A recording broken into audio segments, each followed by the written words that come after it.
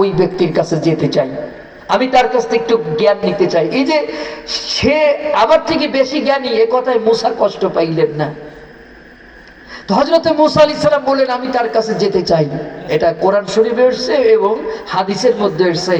আল্লাহ easily মূসাকে পথটা দেখায় দিলেন না, না দেখায় বললেন একটা মাছ তুমি ভেজে নাও, ভুনা করে নাও, এই ভুনা মাছটা নিয়ে তুমি রওনা করো, যেদিন মাছটা জীবিত হয়ে যাবে ওই মাছের পিছনে গেলেই তুমি ওই ব্যক্তির দেখা পেয়ে যাবে। হযরত মূসা আলাইহিস সালাম একটি মাছ ভুনা করে নিলেন এবং সাথে সফর সঙ্গী নিলেন ইউশা বিন নুনকে। এই গল্পটা কেন বলতেছি একটু পরে আপনারা বুঝবেন। তো অনেক দূরে যাওয়ার পরে ইউশা বিন নুন বলতেছেন হে আল্লাহর নবী আমরা কতদিন হাঁটবো? তো মূসা যে কথাটি বললেন সেই কথা হচ্ছে হুকবা, মানে এক হুকবা পর্যন্ত হাঁটবো। তো এক হুকবা কয় বছরে হয় বলেন? 2,88,000 বছর। তো এতদিন পর্যন্ত আমি হাঁটবো, এতদিন পর্যন্ত কোনো মানুষ কিন্তু বাঁচে না। এ কথার মানে হলো আমি মৃত্যু পর্যন্ত হাঁটবো। তো হযরত মূসা যদি জ্ঞান আহরণের জন্য, জ্ঞান অর্জনের জন্য মৃত্যু পর্যন্ত হাঁটতে পারে, আপনি কেন 2 ঘন্টা বসতে পারবেন না? এ হলো 1 নাম্বার কথা। হযরত মূসা অনেক দূর গেলেন, ইউশা বিন নুন বললেন হযরত মূসা বললেন আমার ঘুম আইছে, আমি একটু ঘুমাবো। এটা বলে তিনি ঘুমায় পড়লেন। ইউশা বিন নুন চিন্তা করলেন তিনি আল্লাহর নবী, তিনার জীবনের সব গুনাহ আল্লাহ মাফ করে দিয়েছে, আমি তো নবী না, আমার গুনাহ তো আল্লাহ মাফ করে নাই, আমি একটু ইবাদত করি। এই ইবাদত করার জন্য তিনি একটু পানিতে নামলেন ওযু করার জন্য। 1 ফুট ওযুর পানি যখন মাছের উপর লেগেছে, হাদিসের ভিতরে এসেছে সাথে সাথে মাছটা জীবিত হয়ে পানির মধ্যে পড়ে মাছটা আঁকা বাঁকা যাচ্ছে, আর মাছের পিছনে পিছনে একটা আঁকা বাঁকা রাস্তা গভীর সমুদ্রের মধ্যে চলে যাচ্ছে। ইউশা বিন নুন এটা দেখে তিনি ফিরে এসে ইবাদতে মশগুল হয়ে গেলেন। হযরত মূসা আলাইহিস সালাম জাগলেন, জেগে বললেন যে লেট আস গো, চলো আমরা যাই। অনেক দূরে গিয়ে বলতেছে আমার নাস্তা দাও। তা এখন ইউশা বিন নুন কয় যে আল্লাহর নবী ওই মাছ তো জীবিত হয়ে ওটা পানিতে চলে গেছে এবং একটা রাস্তাও হয়েছে। কয় তুমি আমারে এ কথা বলো নাই কেন? কয় যে শয়তান আমারে ভুলাই দিয়েছে, আমার মনে ছিল না। হযরতে মূসা আবার পায়ের চিহ্ন দেখে দেখে দেখে দেখে, ওনারা তো বালুর মধ্যে গিয়েছে, পায়ের তো চিহ্ন আছে না, তো এই পায়ের চিহ্ন দেখে দেখে আবার সেখানে ফিরে আসছে, এসে দেখে যে হ্যাঁ একটা রাস্তা হয়ে গেছে। এই রাস্তা কোথায় গেছে? মাজমাউল বাহরাইন। কোরআনের শব্দ হলো মাজমাউল বাহরাইন, 2 সমুদ্রের মধ্যবর্তী স্থানে গিয়া এটা মিলিত হয়েছে। হযরতে মূসা ওই রাস্তা দিয়ে গেলেন। হাদিসের ভিতরে এসেছে হযরতে মূসা আলাইহিস সালাম তাকে সালাম দিলেন, তিনিও জবাব দিলেন। তিনি বললেন তুমি কে? মূসা বললেন আনা মূসা। তিনি বললেন তুমি কি বানি ইসরাইলি মূসা? বললেন ইয়েস আমি বানি ইসরাইলি মূসা। তো তুমি আমার কাছে কেন এসেছো? কয় যে আল্লাহ আপনার যে জ্ঞান দিয়েছে সেই জ্ঞান থেকে আপনি আমার একটু জ্ঞান দেন। তখন হযরত খিজির আলাইহিস সালাম বললেন লান তাস্তাতি মাইয়া সাবরা, তুমি আমার সাথে ধৈর্য ধারণ করে থাকতে পারবে না, তুমি আমার সাথে ধৈর্য ধারণ করে থাকতে পারবে না। কেন? কয় যে যার যেই বিষয়ে জ্ঞান নাই ওই বিষয়ে তার ধৈর্যও নাই। ঠিক কর না কে? আরো জোরে। আমি আপনাদের এলাকাতে প্রথম ওয়াজ করতাম 2001, 2002, 2003, 4, 5 এরকম দিয়ে 2008 পর্যন্ত ওয়াজ করছি। এরপরে আমি ফখরুদ্দিনের আমলে ঢুকে গেলাম চুয়াডাঙ্গা, মেহেরপুর, কোটচাঁদপুর, চট্টগ্রাম, সাতক্ষীরাতে ঢুকে গেলাম। তো ওই এলাকাতে ঢোকার পরে এই ঠিক বেঠিকের আওয়াজটা আমাকে এত অনুপ্রাণিত করেছে। আপনাদের এলাকার লোক তো ঠিক বেঠিকের আওয়াজই করতে পারে না ঠিক মতো, কিন্তু ওই এলাকাতে যখন তারা ঠিক বলে তখন সামিয়ানা কাঁপে। তারা যখন নারাই তাকবীরের স্লোগান দেয় তখন সামিয়ানা কাঁপে। আমি একবার প্রথমে আমার জীবনের প্রথমে এই অঞ্চল থেকে বের হয়ে আমি কোটচাঁদপুরে এক মাহফিলে গেছি। আমি দেখি হাজার হাজার জনতা আমার সামনে বসা। তো আপনারা বিশ্বাস করেন এটা যদি কোটচাঁদপুরের বা চুয়াডাঙ্গা মেহেরপুরের কোনো মাহফিল হতো, তাহলে যেই গ্রাউন্ডে আপনারা মাহফিল করতেছেন এই গ্রাউন্ডে ওদের বাইসাইকেলও ধরতো না, আর নসিমন করিমন ভটভটি তো পড়েই থাকলো। তাতে আমি বুঝি যে জায়গা কোরআনের আন্দোলন নাই সে জায়গার মানুষ এখনো মুসলমান হয় নাই, এখনো জায়গার মানুষ মুসলমান হয় নাই। যে জায়গা কোরআনের আন্দোলন নাই, কারণ স্পিড তৈরি হয় কোরআনের আন্দোলন থেকে, মুনাফিকদের ভিতর থেকে কখনো আওয়াজ বের হতে পারে না। এটা আমি ওই এলাকায় গিয়ে আমি বুঝেছি।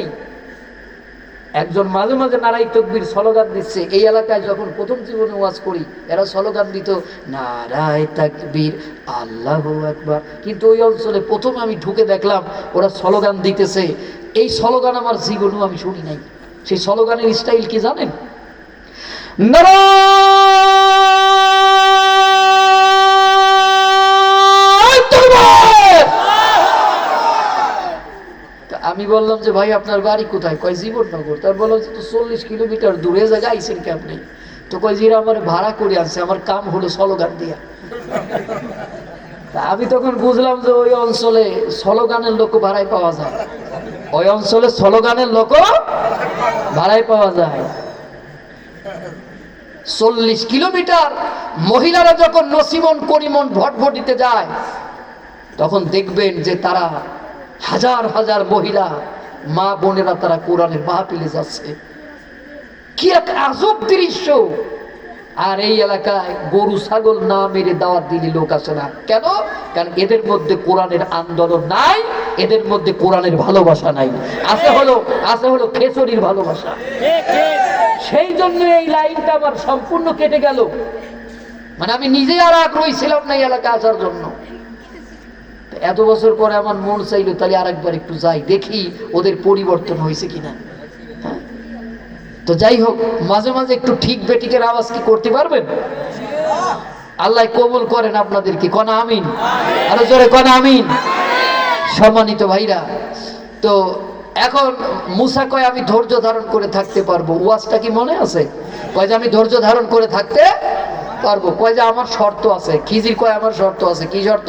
কয় যে তুমি যেটা দেখবা শুনবা আমি তোমার না বলা পর্যন্ত প্রশ্ন করতে পারবে না। তো মুসা কয় যে আমি রাজি আছি, চলেন।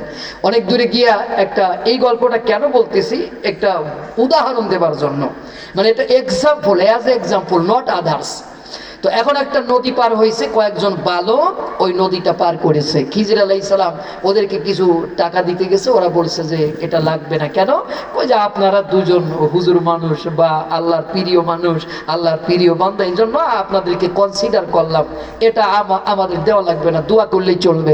এর থেকে বুঝি যে ওই সময়েও আলেম উলামার সম্মান ছিল, এখনো আলেম উলামার সম্মান আছে। কিয়ামত পর্যন্ত বাংলার জমিনে আলেম উলামার সম্মান থাকবে। এই আলেম উলামার সম্মান নিয়ে যারা বাংলার জমিনে সিনেমিনি করবে ওই বাংলাদেশে আগামীতে নিষিদ্ধ হয়ে যাবে। এটা এখন আমি হারে হারে টের পাচ্ছি। জালেমদের নিয়ে ফাজলামি করা ঠিক না। আপনি যারে খুশি তারে জেলখানায় ঢুকায় ফেলাবেন।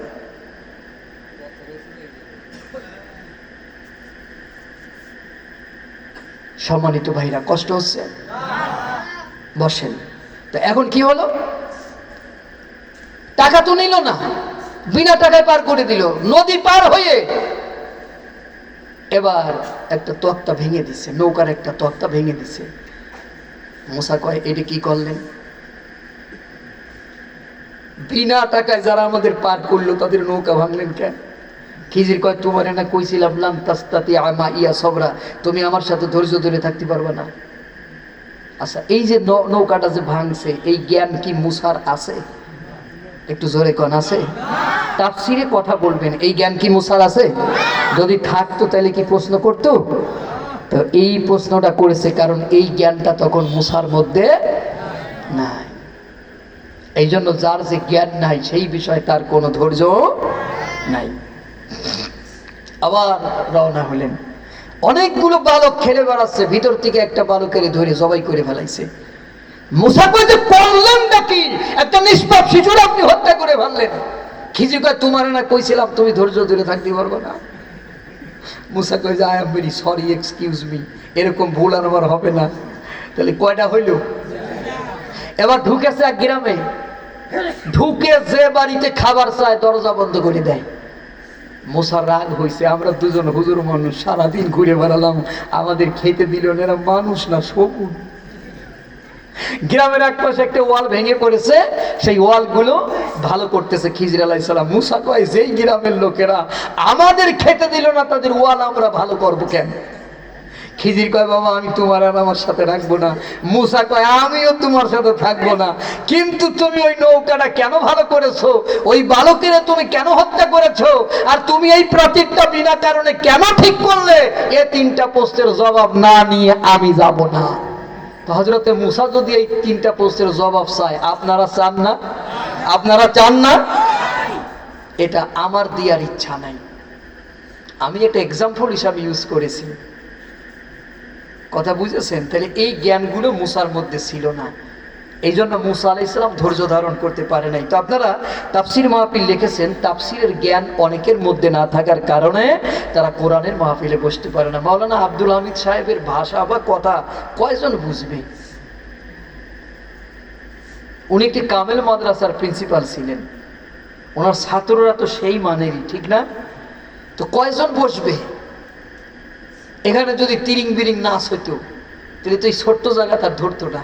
আর এমনিতে আপনাদের এলাকায় ওয়াজ মাহফিল লোক কম হয়, তাবারক ছাড়া। যদি একটু অ্যানাউন্স হতো যে ইসালে সবের আয়োজন আছে, খাওয়ার পরে একটু গরুর গোশ বা খাসির গোশ আছে ওয়াজের পরে, তাইলে ধরেন লোকের অভাব হতো না।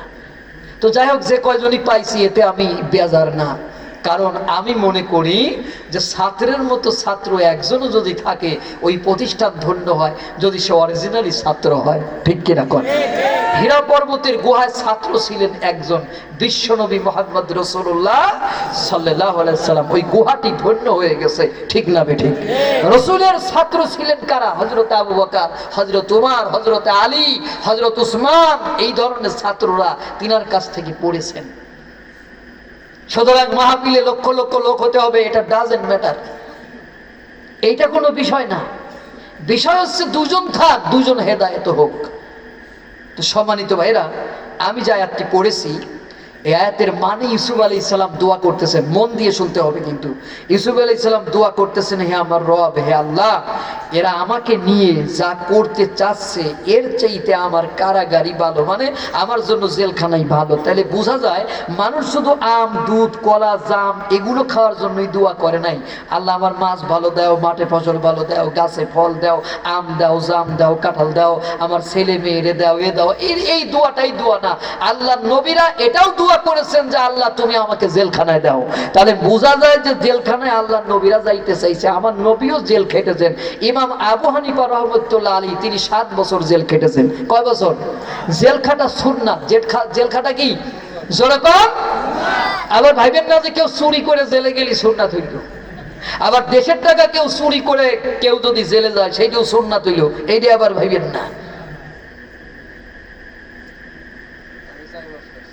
4 মাস কাটছে, হ্যাঁ, এই লোকটা 4 মাস কাটছে। তো সম্মানিত বন্ধুগণ, আমার কথাগুলি বুঝতে হবে ভালো করে, তাহলে আজকের তাফসীর মাহফিলের সফলতা হবে ইনশাআল্লাহ। তো এখন ওই মহিলারা ইউসুফ রে নিয়ে কি করতে চাচ্ছিল, আর ইউসুফ কেনই বা জেলে যাইতে চাচ্ছিল, এর পিছনে ইতিহাস আছে না? ইতিহাস আছে না? চলেন সেই ইতিহাসের দিকে একটু যাই, একটু আমরা ব্যাকগ্রাউন্ডটা কি ছিল সেটা আমরা একটু জানার চেষ্টা করি। হযরত ইউসুফ আলাইহিস সালাম হচ্ছে বানি ইসরাইলি একজন নবী, ইয়াকুব আলাইহিস সালামের ছেলে। ইয়াকুবের একটি উপনাম, নিকনাম হচ্ছে ইসরাইল। তার নিকনাম কি? ইসরাইল। তার বংশধরদেরকে বলা হয় বানি ইসরাইল। আল্লাহ কোরআন শরীফের অসংখ্য জায়গায় ডাক দিয়েছেন, ইয়া বানি ইসরাঈল আযকুরু নি'মাতি আল্লাতী আন'আমতু আলাইকুম ওয়া আন্নী ফাদ্দালতুকুম আলাল আলামিন। তো এই যে বর্তমান ইসরাইল আজকে ফিলিস্তিনের মুসলমানদেরকে মারতেছে, এই ইসরায়েলে যারা বসবাস করে এরা বানি ইসরাইল। ইয়াকুব আলাইহিস সালামের যে 12টা ছেলে ছিল, এর মধ্যে একটা ছেলের নাম ছিল ইয়াহুদা। এই ইয়াহুদার পরবর্তী বংশধর হচ্ছে ইহুদি। কথা কি বোঝা গেছে? এই ইহুদিরা অত্যন্ত নিষ্ঠুর, মানে ভেরি ক্রুয়েল। এদের সম্পর্কে আল্লাহ কোরআনে আয়াত নাজিল করেছেন, দরিবাত আলাইহিমুজ জিল্লাতু ওয়াল মাসকানা ওয়া বাউ বিগদাবিন মিনাল্লাহ। আল্লাহর গজব আসবে আর ইহুদিরা পৃথিবীর থেকে নিশ্চিহ্ন হবেই হবে। ঘোষণা কার? আরো জোরে। আর ওয়াদাল্লাহি হাক্কা, আল্লাহর ওয়াদা কি? সত্য, এটা কখনো মিথ্যা হবে না। আজ হোক কাল হোক, টুডে আর টুমরো, আজ টুডে আর টুমরো, আজ অথবা কাল ওদের ধ্বংস হবেই হবে ইনশাআল্লাহ। কোন সম্মানিত বন্ধুগণ আমার, তো হযরতে ইয়াকুব আলাইহিস সালামের একটা বোন ছিল, কোনো সন্তান ছিল না। মনিটরের একটু আওয়াজ বাড়বে, কোনো সন্তান ছিল না। তো একদিন এসে বলতেছে, ভাইজান আপনার তো 12টা ছেলে, আমার কোনো সন্তান নাই, আপনি যদি আমার একটা সন্তান দেন, একটা ছেলে দেন, তাহলে আপনার বোঝা কমে যাবে, যেহেতু মা একটা ছেলে 12টা। ইউসুফের মা তো মারা গেছে, একটু আগের থেকে ইতিহাসটা শুরু করলাম। তো ইউসুফের মা তো মারা গেছে, বনিয়ামিনের মা তো মারা গেছে, এই জন্য এখন ছেলে 12টা, মা কয়টা? একটা। তো আপনি যদি আমার একটা ছেলে দিয়ে দেন, তাহলে আপনার বোঝা একটু কমে যাবে আর আমার মাতৃত্বের অভাব পূর্ণ হবে। হযরত ইউসুফ বললেন, তোমার যেটা ভালো লাগে তুমি সেটা নিয়ে যাও। তো বোন বললেন, ভাইজান আমার ইউসুফের ভালো লাগে, আমি ইউসুফের নিয়ে গেলাম। আচ্ছা, ইয়াকুবের কাছে পছন্দের ছেলে কোনটা? একটু জোরে কর। তিনি বলেছেন তোমার যেটা ভালো লাগে তুমি নিয়ে যাও। এখন কি তিনি বলতে পারবেন যে না তুমি এটা নিও না? আল্লাহ নবী কথা দিচ্ছেন যে তোমার যেটা ভালো লাগে তুমি সেটা নিয়ে যাও। তাই এখন তো তিনি এটা উল্টাইতে পারবেন না। আমাদের দেশে আমরা কথা দেই, কিন্তু কথা দিয়ে কথা রাখি না। নির্বাচনের সময় আসলে দেখবেন যে ভাই সাহেব আমি যদি নির্বাচিত হই, যা চাবেন তাই পাবেন, যা চাবেন তাই পাবেন, কিন্তু আসলে তা দেয় না। নির্বাচনের আগে বাড়িতে বাড়িতে ডোর টু ডোর ঘুরে বেড়ায় না, আর নির্বাচিত হয়ে গেলে গাড়ির গিলাসও খোলে না, গাড়ির ভিতর থেকে 5 আঙ্গুল উঁচু করে। জনগণ কয় আমাদের টাটা দিতেছে, আরে এইটা টাটা না, এর মানে হলো 5 বছর পরে আইছিলাম, আল্লাহ বাঁচায় রাখলে ইনশাআল্লাহ আগামী 5 বছরের আগে আর দেখা হবে না। এরকমের সূরা আপনাদের দেশে কম আছে না বেশি আছে? একটু জোরে কন। এই সূরাদের অবস্থা কি হবে জানেন? এদের সম্পর্কে আল্লাহ ওহী নাজিল করেছেন সূরা সফফাতের 22 নম্বর আয়াত, উহশুরুল লাযিনা যালামু ওয়া আজওয়াজাহুম ওয়া মা কানু ইয়াবুদুন। কিয়ামতের ময়দানে আল্লাহ ডাকতে বলবেন, উহশুরুল লাযিনা যালামু, ওই জালেমদেরকে একত্রিত করো, ওয়া আজওয়াজাহুম, ওদের বউদের একত্রিত করো, ওয়া মা কানু ইয়াবুদুন, ওদের যারা অনুসারী ছিল, দোসর ছিল। দোসর কারা? যারা স্লোগান দিয়ে বেড়াইছিল, আমার ভাই তোমার ভাই, অমুক ভাই অমুক ভাই, অমুক ভাইয়ের চরিত্র ফুলের মতন পবিত্র। এই হারামখোরদেরও আজকে ধরে নিয়ে আয়। তাহলে ওই জায়গা জালেম নেতা, জালেম নেতার বউ আর জালেম নেতার অনুসারী, 3 শ্রেণীর লোককে কিয়ামতের ময়দানে একত্রিত করা হবে, জান্নাতে দেওয়ার জন্য না জাহান্নামে দেওয়ার জন্য। তখন আপনার নামাজ রোজা হজ যাকাতের কি হবে? কি হবে? একটা জালেম নেতাকে সমর্থন করার কারণে কিয়ামতের ময়দানে ওমা কানু ইয়াবুদুন, ওই দোসরদের ধরে নিয়ে আজকে আমার সামনে একত্রিত কর, যারা এই হারামখোরদেরকে ক্ষমতায় থাকতে সহযোগিতা করেছে। তাহলে আপনার নামাজ রোজা হজ যাকাতের কি হবে বলেন? কাম হবে? এই জন্য একটা শিল্পী গান লিখতেছে, যদি মক্কায় গেলে আল্লাহ মিলতো, নবী মিলতো মদিনায়। বলবো? আগে দেখতেন না যে ওয়াজের মাঝে মাঝে গান গাইতাম, মনে আছে? কতজন বলতো যে বয়াতি আইছে, শিল্পী আইছে। তা আমরা এগুলোর কিছু মনে করতাম না, পাত্তা দিতাম না, আরো বরং আমাদের দাম দিন দিন দিন দিন বেড়েই যাইতে লাগলো। যদি মক্কায় গেলে আল্লাহ মিলতো, নবী মিলতো মদিনায়, দেশে আইসা পাপ করতো না। হজ করিতে যারা যায়, হজ করিতে যারা যায়, কেউ যায় টাকার গরমে, কেউ যায় দেশ ভ্রমণে, ধনী যায় ধনের টানে, আনিতে সোনা দানা। মক্কায় গেলেই আল্লাহ মেলে না, ও ভাই শোনো না, মক্কায় গেলেই আল্লাহ মেলে না। ঠিক কিনা? মক্কায় গেলেই যদি কেউ আল্লাহরে পাইতো, তাহলে তো আবু জাহেলের পাওয়ার কথা। আবু জাহেলের বাড়ি কোথায়? আরে কিসের মক্কায়? খানায় খাবার পাশে। এখন তার বাড়ি পায়খানা, মানুষ বসে পায়খানা করে। আমার মনে হয় যে বাংলাদেশে এমন বাড়ি আছে আগামী তৈরি পায়খানা হবে।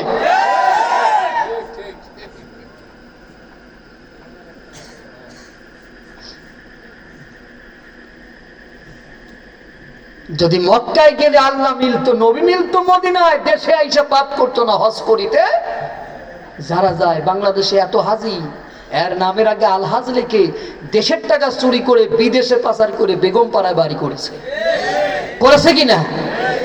তা একজন বাংলাদেশ থেকে সৌদিতে গিয়া শয়তানের পাথর মারতেছে, দেখে যে পাশে একটা বৃদ্ধ লোক দাঁড়ায় দাঁড়ায় কাঁদতেছে। তো লোকটার খুব মায়া হয়েছে যে কাঁদতেছে কে রে? তো সাইড দিয়ে অলরেডি মারছে আর 3টা হাতে আছে। তো কাছে গিয়ে বলতেছে যে মাই dear uncle why are crying, মানে ওটা ইন্টারন্যাশনালি ব্যাপার, তো বাংলায় তো নাও বুঝতে পারে। তো সেই জন্যই বলতেছে my dear uncle why are crying, কাঁদতেছেন কেন? কয় যে আমি বাংলায় বুঝি, তুমি বাংলায় কও।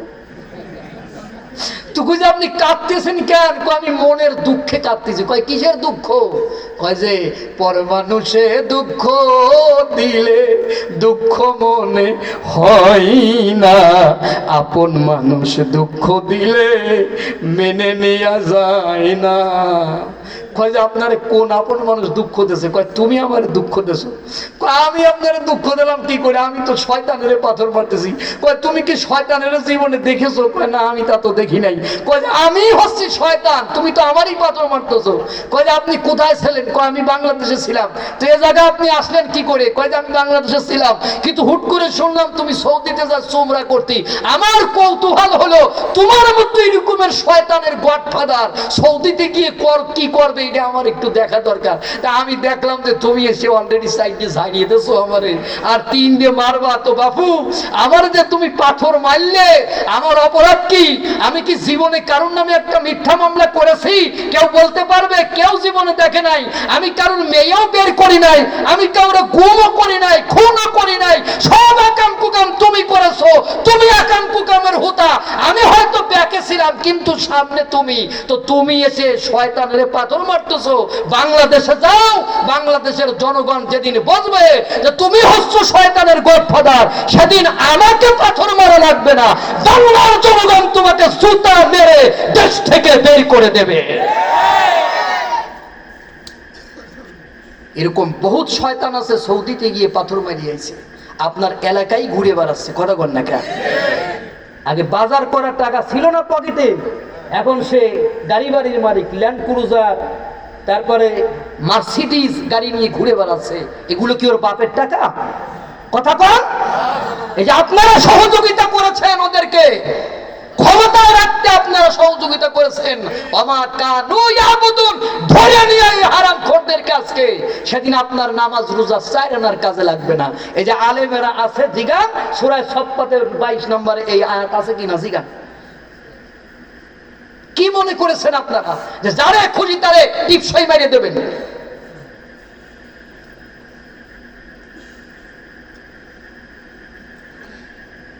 কষ্ট হচ্ছে, ওয়াজ চলবে কতক্ষণ? অনেকক্ষণ না, অনেকক্ষণ চলবে না।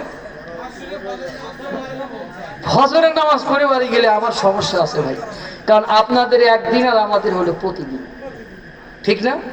এজন্য আমি বেশি করে আলোচনা করব না। আমার কথাগুলো কি কিছু বোঝা যায়? কষ্ট হচ্ছে না বুঝতে? যাক আলহামদুলিল্লাহ। আরো কঠিন আলোচনার ভিতরে আমরা যাচ্ছি। তো এখন কি হলো, বললো যে তোমার যেটা ভালো লাগে তুমি সেটা নিয়ে যাও। তো উনি ইউসুফের নিয়ে চলে গেলেন। ওয়াজটা কি মনে আছে? 1 সপ্তাহ পরে হযরত ইয়াকুব আলাইহিস সালাম বোনের বাড়িতে গিয়ে বললেন, বোন আমার ইউসুফের দাও, ইউসুফ ছাড়া আমার ভালো লাগে না। বোন বললেন আমারও ভালো লাগে না। তাহলে সমস্যা বাড়লো না কমলো? হযরত ইয়াকুব বললেন কি করব? বোন বললেন ভাগাভাগি করে নেই। ভাগের দায়িত্ব যদি মহিলাদের উপর যায়, ভাগটা কেমন হবে বলতে পারেন? ঘরের বউরে যদি ভাগের দায়িত্ব দেন, সব বউ সমান তা বলছি না, কারণ অনেক মহিলারা ওয়াজ শুনতেছে। মহিলা হলো 2 প্রকার। এক প্রকার মহিলা সংসারে ফুল ফুটায়, আর এক প্রকার মহিলা সংসারে হুল ফুটায়।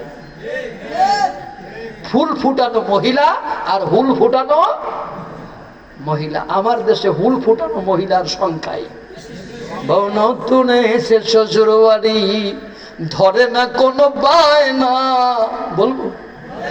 বউ নতুন এসে শ্বশুর বাড়ি, ধরে না কোনো বায়না। মুখে কিছু তুলে দিলেও গিলে খেতে চায় না। আরে প্রথম যখন আসে তখন ঘুমটা দিয়ে কয় যে আমি খাবো না। দিন যত যায় আর ওর চরিত্র বদলায়, শেষকালে কয় যে আমি দেশের সব একাই খাবো। ঠিক কিনা? বউ নতুন এসে শ্বশুর বাড়ি, ধরে না কোনো বায়না, মুখে কিছু তুলে দিলেও গিলে খেতে চায় না। কিছুদিন গেলে পরে সবই বঞ্চিত করে, কিছুদিন গেলে পরে সবই বঞ্চিত করে, পেতে চাই সটকমো। হায় রে লক্ষ্মী বউ, হায় আদরের বউ, ঠিক কিনা? তাহলে আজকে আমরা শিখলাম মহিলা দুই প্রকার। এক প্রকার মহিলা সংসারে ফুল ফোটায়, আর এক প্রকার মহিলা সংসারে হুল ফোটায়। হুল মানে বুঝেছেন? বোন বলেন আছেন ভাগাভাগি করে নেই। হযরত ইয়াকুব বলেন ঠিক আছে ভাগ করো। মহিলা বললেন এসে যখন পড়েছে প্রথম সপ্তাহ আমার কাছে থাক, দ্বিতীয় সপ্তাহ আপনার কাছে থাকবে। কেন মহিলা বলতে পারতো না যে এসে যখন পড়েছে আমার কাছে এক সপ্তাহ তো থাকলো, তুমি নিয়ে যাও, এবার তোমার কাছে এক সপ্তাহ থাক, আবার আমি ইউসুফকে নিয়ে আসবো? এটা বলতে পারতো না? সে কয় যে এসেই যখন পড়েছে তখন ভাগের প্রথম সপ্তাহ আমার চাই। তাহলে এমনি থাকছে 7 দিন আর ভাগের 7 দিন, 7 আর 7 কত হইল? আরো জোরে কন। তাহলে মহিলা বেশি নিল না কম নিল? তাহলে আমার দেশে অনেক মহিলা আছে বেশি নেয় না কম নেয়? হ্যাঁ, বেশি নেয় না। নিতে নিতে নিতে নিতে লোড আর নিতে পারে না, সবকালে জনগণ পিটিয়ে নামায়।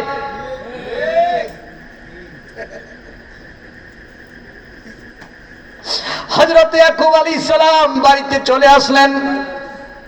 এরপরে 1 সপ্তাহ পর বোনের বাড়িতে গিয়ে বললেন, বোন আমার ইউসুফের দাও। এবার বলে আপনি একটু দাঁড়ান, ইউসুফের ঘরের থেকে সাজাই নিয়ে আসি। সাজাইতে গিয়া ইউসুফ আলাইহিস সালামের মাজার মধ্যে একটা রশি বেঁধে দিলেন। কোন রশি? যেই রশি দিয়া হযরত ইব্রাহিম আলাইহিস সালাম তার ছেলে ইসমাইল আলাইহিস সালামের হাতে পায়ের মধ্যে বেঁধে জবাই করতে গিয়েছিল। ইসমাইল বলেছিলেন, আব্বাজান হাতের বাঁধন দেয়া লাগবে না, পায়ের বাঁধন দেয়া লাগবে না, ছেড়ে দেন, কারণ এটা রেকর্ড হতেছে কিয়ামতের ময়দানে। যখন মানুষগুলো দেখবে আপনি আমার হাত পা বেঁধে জবাই করতেছেন, মানুষেরা মনে করবে ইসমাইল রাজি ছিল না, এজন্য আপনি আমাকে হাত পা বেঁধে জবাই করেছেন। আপনি আমাকে হাতে পায়ের বাঁধন ছেড়ে দিয়ে জবাই করেন, সাতাজিদুনি ইনশাআল্লাহু মিনাস সাবিরিন, আপনি আমাকে ধৈর্যশীলের মধ্যে পেয়ে যাবেন। সুবহানাল্লাহ। ওই মূল্যবান রশিটা ওই মহিলার ঘরে ছিল। ওই মহিলা ইউসুফের মাজার মধ্যে বেঁধে দিয়া ইউসুফের জামা গায়ে দিয়ে দিয়ে দিলেন, ইউসুফের নিয়ে চলে যাও। হযরত ইয়াকুব আলাইহিস সালাম ইউসুফের নিয়ে আসলেন। বাড়িতে আসার পরে হযরত ইউসুফ আলাইহিস সালাম খেলাধুলা করে বেড়াচ্ছেন। ঠিক এমন সময় ওই মহিলা আবার এসে বলতেছে, ভাইজান সর্বনাশ হয়ে গেছে। কি সর্বনাশ? আমার ঘরে যে মূল্যবান রশি ছিল ওই রশিটা চুরি হয়ে গেছে। হযরত ইয়াকুব বললেন, যদি তুমি চোর ধরে দিতে পারো তাহলে আমি বিচার করে দিব। আসলে চুরি হইছে না মহিলা মাজায় বেঁধে দিয়েছে? আসলে মাদ্রাসায় বোমা ছিল না মাদ্রাসায় বোমা রাখা হইছে? জোরে কোন? তাহলে এই ষড়যন্ত্র, এই চক্রান্ত নতুন কোন বিষয় নয়। এটা আবহমান কাল থেকে, পৃথিবীর শুরুই থেকে ইহুদির জাতেরা এই কাজগুলো করতে শুরু করেছিল। সুতরাং আজ অব্দি এই কাজগুলো যারা করবে ওরা সবগুলো ইহুদির জাত।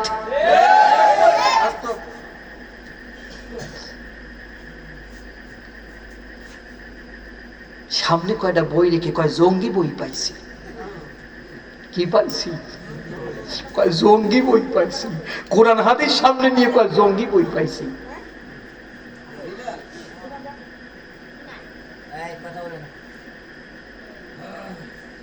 কষ্ট হচ্ছে? হযরত ইউসুফ আলাইহিস সালাম খেলা বেড়াচ্ছেন আর ফুপু বলতেছে, ভাইজান আমার ঘর থেকে মূল্যবান রশি চুরি হয়ে গেছে। হযরত ইয়াকুব কয় ধরে দাও, বিচার করে দিব। কয় যে খোঁজো। যে কয়জন গিয়েছিল সাথে একজনের কাছে পাওয়া গেল না। কয় যে ইউসুফ আবার সন্দেহের মধ্যে আছে, তারা একটু চেক করা দরকার। মাজা থেকে জামা উঁচু করে কয় ভাইজান দেখেন এই যে চুরি করেছে। হযরত ইয়াকুব আলাইহিস সালাম বললেন, তুমি হাতে নাতে যখন ধরে দিয়েছো তখন বিচার করে দিলাম। ইয়াকুব আলাইহিস সালামের শরীয়তের বিধান ছিল, চোর যদি চুরি করতো, ওই যে মালিকের বাড়ি চুরি করেছে ওই মালিক যতদিন না মরবে ওই মালিকের বাড়ি সে ওই মালিক না মরা পর্যন্ত গোলামি করবে। তাহলে হযরত ইউসুফ আলাইহিস সালামকে নিজের কাছে রেখে দেওয়ার জন্য সেই নাটকটা করেছিল, ঠিক কিনা?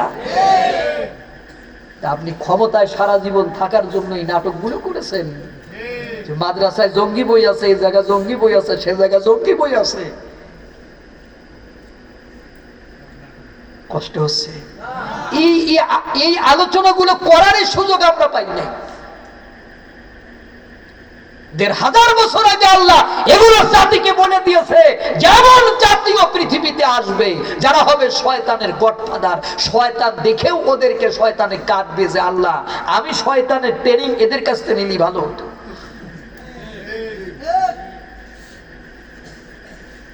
হযরত ইউসুফ আলাইহিস সালামকে গোলাম বানিয়ে মহিলা নিয়ে চলে যাচ্ছে আজীবনের জন্য। হযরত ইউসুফ আলাইহিস সালাম গোলামের জন্য পৃথিবীতে আসেন নাই, তিনি আসছেন নবী হওয়ার জন্য। আল্লাহ আজরাইলকে ডাক দিয়ে বললেন, মহিলারে ধর। আজরাইল যদি একবার আসে কোয়ার্টার ফাইনাল হয় না ফাইনাল হয়? আরো জোরে। ঘুষ দিলে কি কাম হবে? তাহলে হাজার হাজার কোটি টাকা চুরি করার দরকার কি ভাইরা? তাই বলেন, এই হাজার হাজার কোটি দিয়ে কি ২-৪ বছর বেশি বাঁচা যাবে? আজরাইলে খায় না ঘুষ, শোনো রে ও মানুষ। আজরাইলে খায় না ঘুষ, শোনো রে ও মানুষ। কি হবে কালো টাকার পাহাড় গড়িয়া, আইসো খালি যাইবা খালি ৩ টুকরা কাপড় লইয়া। সবাই বলেন, আজরাইলে খায় না ঘুষ, শোনো রে ও মানুষ।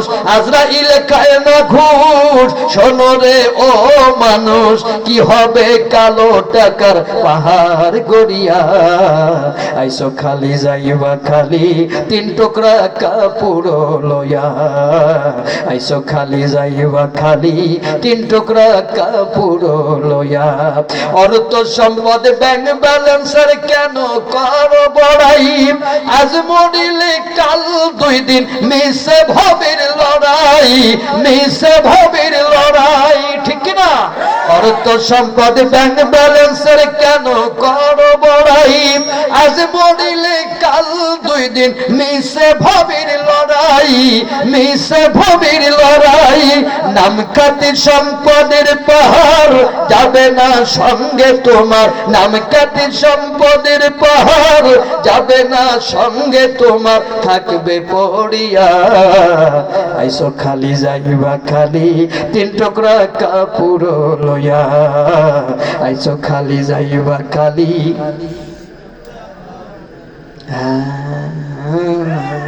এই গান হলো, বলেন, আইসো খালি যাইবা খালি ৩ টুকরা কাপড় লইয়া।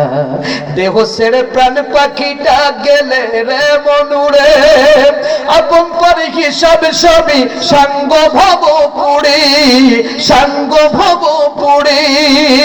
দেহ ছেড়ে প্রাণ পাখিটা গেলে রে মনুরে, আপন পরে হিসাব সবই সাঙ্গ ভব পুড়ি, সাঙ্গ ভব পুড়ি। কাঁদবে কয়দিন সুজন সজন তোমাকে দিয়ে দাফন, কাঁদবে কয়দিন সুজন সজন তোমাকে দিয়ে দাফন যাবে বলিয়া। আইসো খালি যাইবা খালি ৩ টুকরা কাপড় লইয়া। আইসো খালি যাইবা খালি ৩ টুকরা কাপড় লইয়া। আজরাইল খায় না ঘুষ, শোনো রে ও মানুষ। আজরাইল খায় না ঘুষ, শোনো রে ও মানুষ। কি হবে কালো টাকার পাহাড় গড়িয়া, আইসো খালি যাইবা খালি ৩ টুকরা কাপড় লইয়া। আইসো খালি যাইবা খালি ৩ টুকরা কাপড় লইয়া। কষ্ট হচ্ছে না? এটা দুরূদ পড়ি, আল্লাহুম্মা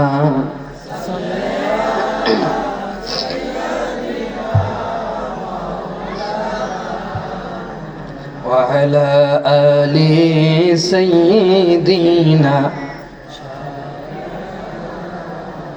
জোরে পড়ি, আল্লাহুম্মা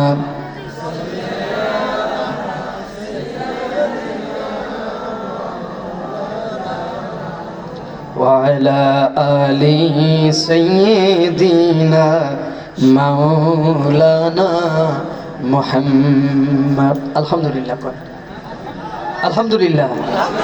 বন্ধুগণ, তাহলে ইউসুফ আলাইহিস সালামকে এই মহিলায় কষ্ট দিছে কি দেয় নাই? কষ্ট দেয় নাই। ওই মহিলা শেষ। আবার ইউসুফ আলাইহিস সালাম পিতার কাছে ফিরে আসলেন। এরপরে ষড়যন্ত্র শুরু করলো ভাইরা। কারা? দেখেন, ষড়যন্ত্র চলতেইছে। ষড়যন্ত্র করলো ভাইরা। কি ষড়যন্ত্র? আব্বা আমাদেরকে ভালোবাসে না, ভালোবাসে ইউসুফ রে। ভালোবাসে কারে? ইউসুফকে মারতে হবে। এবার ইউসুফকে তারা কুয়ার মধ্যে ফেলে দিল। হযরত ইউসুফ আলাইহিস সালাম কুয়ার মধ্যে কাঁদেন। কে জানি ডাক দিয়ে কয়, ইউসুফ রে কেঁদো না, তুমি কেঁদো না, এটাকে তুমি মরণ কুয়া মনে করো না। এইটা মিশরের রাজ সিংহাসনের সুড়ঙ্গ পথ। আল্লাহ এই পথ দিয়ে তোমার এই মিশরের রাজ সিংহাসনে পৌঁছায়া দেবে। সুবহানাল্লাহ। হযরত ইউসুফ আলাইহিস সালাম এখান থেকে চলে গেল মিশরে আজিজের বাড়িতে। সংক্ষেপে কাহিনীটা বলি। হযরত ইউসুফ কেন দোয়া করলেন সেই কাহিনীর দিকে আমি আগাচ্ছি। আজিজের বাড়িতে গেল। আজিজের স্ত্রী জুলাইখা ইউসুফের দেখে পাগল হয়ে গেল। কোনোভাবেই নিজেরা কন্ট্রোল করতে পারে না। ইউসুফকে নিয়ে একটা ঘরের মধ্যে আটকালো। কেউ বলেছে 7 কামরা বিশিষ্ট, কেউ বলেছে 7টা দরজা বিশিষ্ট। কামরার ভিতর আটকাইয়া শেষ কামরার মধ্যে ইউসুফের কাছে ডাকতেছে। ইউসুফ বলে, জুলাইখা তুমি আমার এখানে এনেছো, এটা কি রবে দেখবে না? জুলাইখা ছিল মূর্তি পূজারী। আদামন ওজনের একটা রৌপ্যের মূর্তি জুলাইখা সবসময় তার ঘরে রাখতো। ওই মূর্তির মুখে ছোট একটা কাপড় দিয়ে ঢেকে দিচ্ছে। ইউসুফ বলে, এই মূর্তির মুখ ছোট কাপড় দিয়ে ঢাকো কেন? জুলাইখা বলতেছে, তুমি বলেছো রবে দেখবে, তাই রবের মুখটা ঢেকে দিলাম। হযরত ইউসুফ বলে, জুলাইখা তোমার রবের মুখটা ছোট কাপড় দিয়ে ডাকতে পেরেছো? তুমি আমারে বলো, পৃথিবীতে এমন কোন কাপড় আছে যেই কাপড় দিয়া ঢাকলে আমার আল্লাহ তার ইউসুফের দেখবে না? হযরত ইউসুফ আলাইহিস সালাম দরজার দিকে দৌড় মারলেন। 1টা 2টা দরজা না, 7টা দরজা আল্লাহ খুলে দিলেন। সুবহানাল্লাহ। শেষ দরজা দিয়ে যখন দৌড়াচ্ছে, সামনে আজিজের সামনে পড়ে গেল। আজিজের সামনে পড়ে জুলাইখা এবার তার ভুল পাল্টাইছে। এবার তার রূপ পাল্টায় বলতেছে, দেখেছো মালিকের স্ত্রীকে ঘরের মধ্যে আটকাইয়া বেইজ্জতি করতে চাইছে, আমি মামলা দিলাম। আসলে হযরত ইউসুফ বিনা অপরাধী, বিনা দোষী তিনি অপরাধী হলেন, তার নামে মামলা দায়ের হলো। এবার আজিজ আগের থেকে ইউসুফের চিন্তা। আজিজ বলে, ইউসুফ রে তোমার কোনো সাক্ষী আছে নাকি? ইউসুফ কোথায় পাবে সাক্ষী? ওই সময় ছোট একটা বাচ্চা কাঁদতেছিল। হযরত ইউসুফ আলাইহিস সালাম বলেন, এই বাচ্চারে আমি সাক্ষী মানলাম। পৃথিবীতে 3টা বাচ্চা কথা বলার আগেই কথা বলেছে। একজন হযরত ঈসা আলাইহিস সালাম মায়ের কোলে বসে সতীত্বের সাক্ষী দিয়েছে, আর একজন হযরত ইউসুফ আলাইহিস সালামের পক্ষে এই ছোট বাচ্চা সাক্ষী দিয়েছে, আর একজন জুরাইজ বানী ইসরাঈলদের মধ্যে অন্যতম একজন আবেদ ব্যক্তি ছিলেন। একটা ইবাদতখানা বানাইয়া তিনি ইবাদত বন্দেগী করতেন। একদিন তার মা ইবাদতখানার বাইরে দাঁড়াইয়া ডাক দিয়ে বলতেছে, জুরাইজ আমি তোমার মা, আমি তোমার সাথে দেখা করতে আসছি, তুমি আমার সাথে কথা বলো। তখন জুরাইজ সিজদায় পড়ে আল্লাহর দরবারে কাঁদতেছে। তিনি মনে করলেন একদিক আমার মায়ের ডাক, অন্যদিক আল্লাহর সিজদা, আমি কোনটারে গুরুত্ব দেব? আল্লাহর সিজদারই গুরুত্ব দিলেন, মায়ের গুরুত্ব দিলেন না। মা জননী বাড়িতে ফিরে চলে গেলেন। পরের দিন আবার ফিরে আসলেন, এসে বললেন, জুরাইজ আমি তোমার মা, আমি তোমার সাথে দেখা করতে চাই, কথা বলো। সেদিনও জুরাইজ মায়ের ডাকে সাড়া দিল না, মা জননী ফিরে চলে গেল। আবার পরের দিন আসলো, ও জুরাইজ আমি তোমার মা, তুমি আমার সাথে কথা বলো। সেদিনও জুরাইজ মায়ের সাথে কথা বললেন না। এবার মা আল্লাহর দরবারে 2টা হাত তুলে প্রার্থনা করলেন, আয় আল্লাহ আমি জুরাইজের মা, 3 দিন হয়ে গেল আমি জুরাইজকে ডাকলাম, আমার জুরাইজ আমার ডাকে সাড়া দিল না। রব্বুল আলামিন আমি তোমার দরবারে একটা দরখাস্ত করলাম, যতদিন মানুষেরা আমার জুরাইজকে জেনাকারীর অপবাদ না দেবে, জেনাকারী বলে না ডাকবে, ততদিন পর্যন্ত আমার জুরাইজের তুমি মৃত্যু দিবা না। এটা বলে এই বদদুয়া করে তিনি চলে গেলেন। কিছুদিন পরে মানুষেরা এটা বেমালুম ভুলে গেল। অনেক দিন হয়ে গেল, বনী ইসরাঈলেরা একজন যুবতী সুশ্রী মহিলার সাথে করে আনলেন। এসে জুরাইজের ইবাদতখানার বাইরে দাঁড়াইয়া জুরাইজ জোরাইজ বলে ডাকলেন। জোরাইজ ডাকে সাড়া দিল না। এবার বানি ইসরাইলেরা রড দিয়া শাবল দিয়া ইবাদতখানা ভাঙতে শুরু করে দিল। বানি ইসরাইলদের এই অবস্থা দেখে জোরাইজ বাইরে এসে বললেন, ও বানি ইসরাইলেরা, আমার ইবাদতখানা তোমরা ভাঙতেছো কেন? কয় তুমি তো জেনাকারী, তুমি জেনা করেছো। কয় কার সাথে জিনা করলাম? এই যে এই যেটা মহিলার সাথে করে আনছি, এই মহিলার কোলে বাচ্চা আছে। আমরা যে গেলাম, মহিলা তোমার তো বিয়ে হয় নাই, এই বাচ্চা পাইছে কোথায়? তখন ওই মহিলা বলল, এই ইবাদতখানায় যে ঘুমায়, এই ইবাদতখানায় যে থাকে, সেই হলো আমার ছেলের বাবা। এই ইবাদতখানায় তুমি ছাড়া আর কেউ থাকে না, সুতরাং তুমি জেনা করেছ।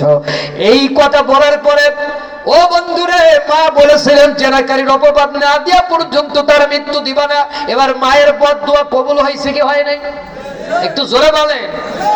এবার জোরাইজ নিচে নামলেন, নেমে বাচ্চার পেটে একটা টুকো মারলেন, সাথে সাথে বাচ্চার জবান খুলে গেল। এবার বাচ্চারে বলা হলো, তুমি বলো তোমার বাবাকে। এবার বাচ্চা যা বললো শোনার ইচ্ছা আপনাদের আছে কি নাই? কিন্তু আজকে আমার বলার কোনো ইচ্ছা নাই। আল্লাহ যদি বাঁচায় রাখে, পরের বছর যদি দাওয়াত পাই, আবার পরের বছর বলবো। কারণ সব ওয়াজ করে দিয়ে গেলে ওই কমিটি আর ওই বক্তারে পরের বছর দাওয়াত দেয় না। সেই জন্য আমি সিদ্ধান্ত নিয়ে বেরোইছি যে আজকে কিছু কিছু ওয়াজ আমি বাধায় রাখবো, যাতে জনগণের চাপেই এরা আমার আগামী বছর দাওয়াত দিতে বাধ্য হয়। আমার বুদ্ধি ভালো খারাপ? ভালো। কঞ্জে হুজুর এই একটা বদ বুদ্ধি, মানুষের জিম্মি করে দাওয়াত নিয়ে। তাহলে এটা বলে দিলে কি আপনারা খুশি হবেন? আর একটা তাকবীর হোক, লিল্লাহে তাকবীর। আল কোরআনে আলো। মাশাআল্লাহ, আওয়াজ আগের থেকে বাড়ছে না কমছে? আচ্ছা, সভাপতি হুজুর কই? হুজুর অসুস্থ, আসবে না? দেখতে পারবো না তাকে আজকে। সভাপতি না আসলে ওয়াজ হয় না। ফোন করেন যে আপনার ছাত্র আইছে, ফোন করেন। সভাপতি না আসলে হয় কোন দিন? সবার সভাপতি।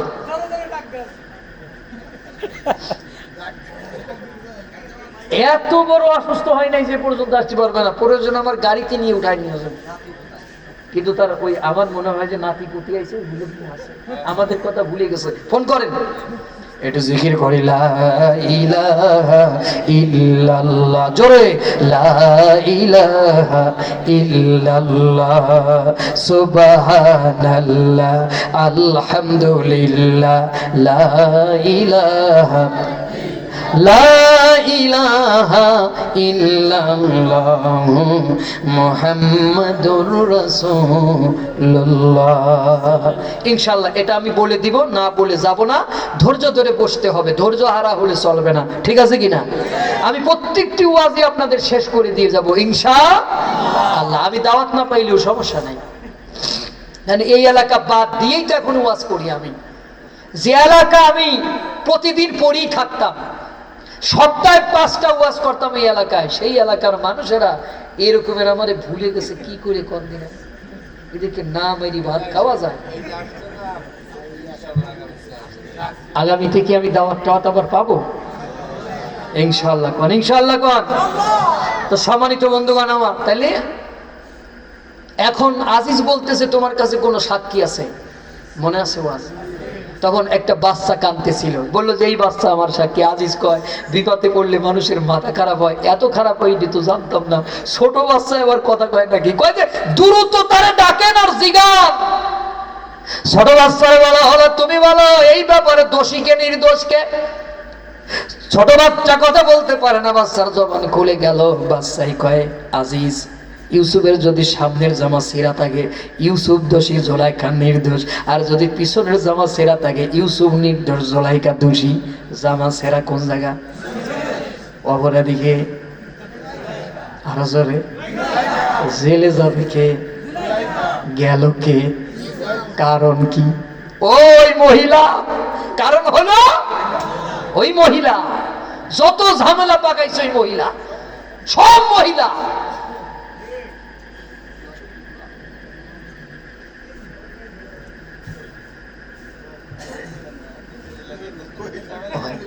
কষ্ট হচ্ছে?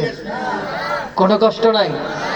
আচ্ছা, আমি হচ্ছে আজিজের স্ত্রী মহিলার কথা বলতেছি, আপনারা মনে কিছু করেন না। সম্মানিত বন্ধুগণ আমার, ভালো করে শোনেন ইউসুফ কেন দোয়া করেছিল, আমি কাহিনীটা আপনাদের ভালো করে বুঝাই দিচ্ছি। তা এখন এই যে ঘটনা, এই যে যা ঘটতেছে রাজ দরবারে, আজিজ তো টের পাইছে অপরাধী কি, আজিজ টের পায় নাই? আজিজ দরবারের সবাইকে বলে দিল এই ঘটনা কারোর কাছে বলা যাবে না, এই দরবারের বাইরে যাবে না।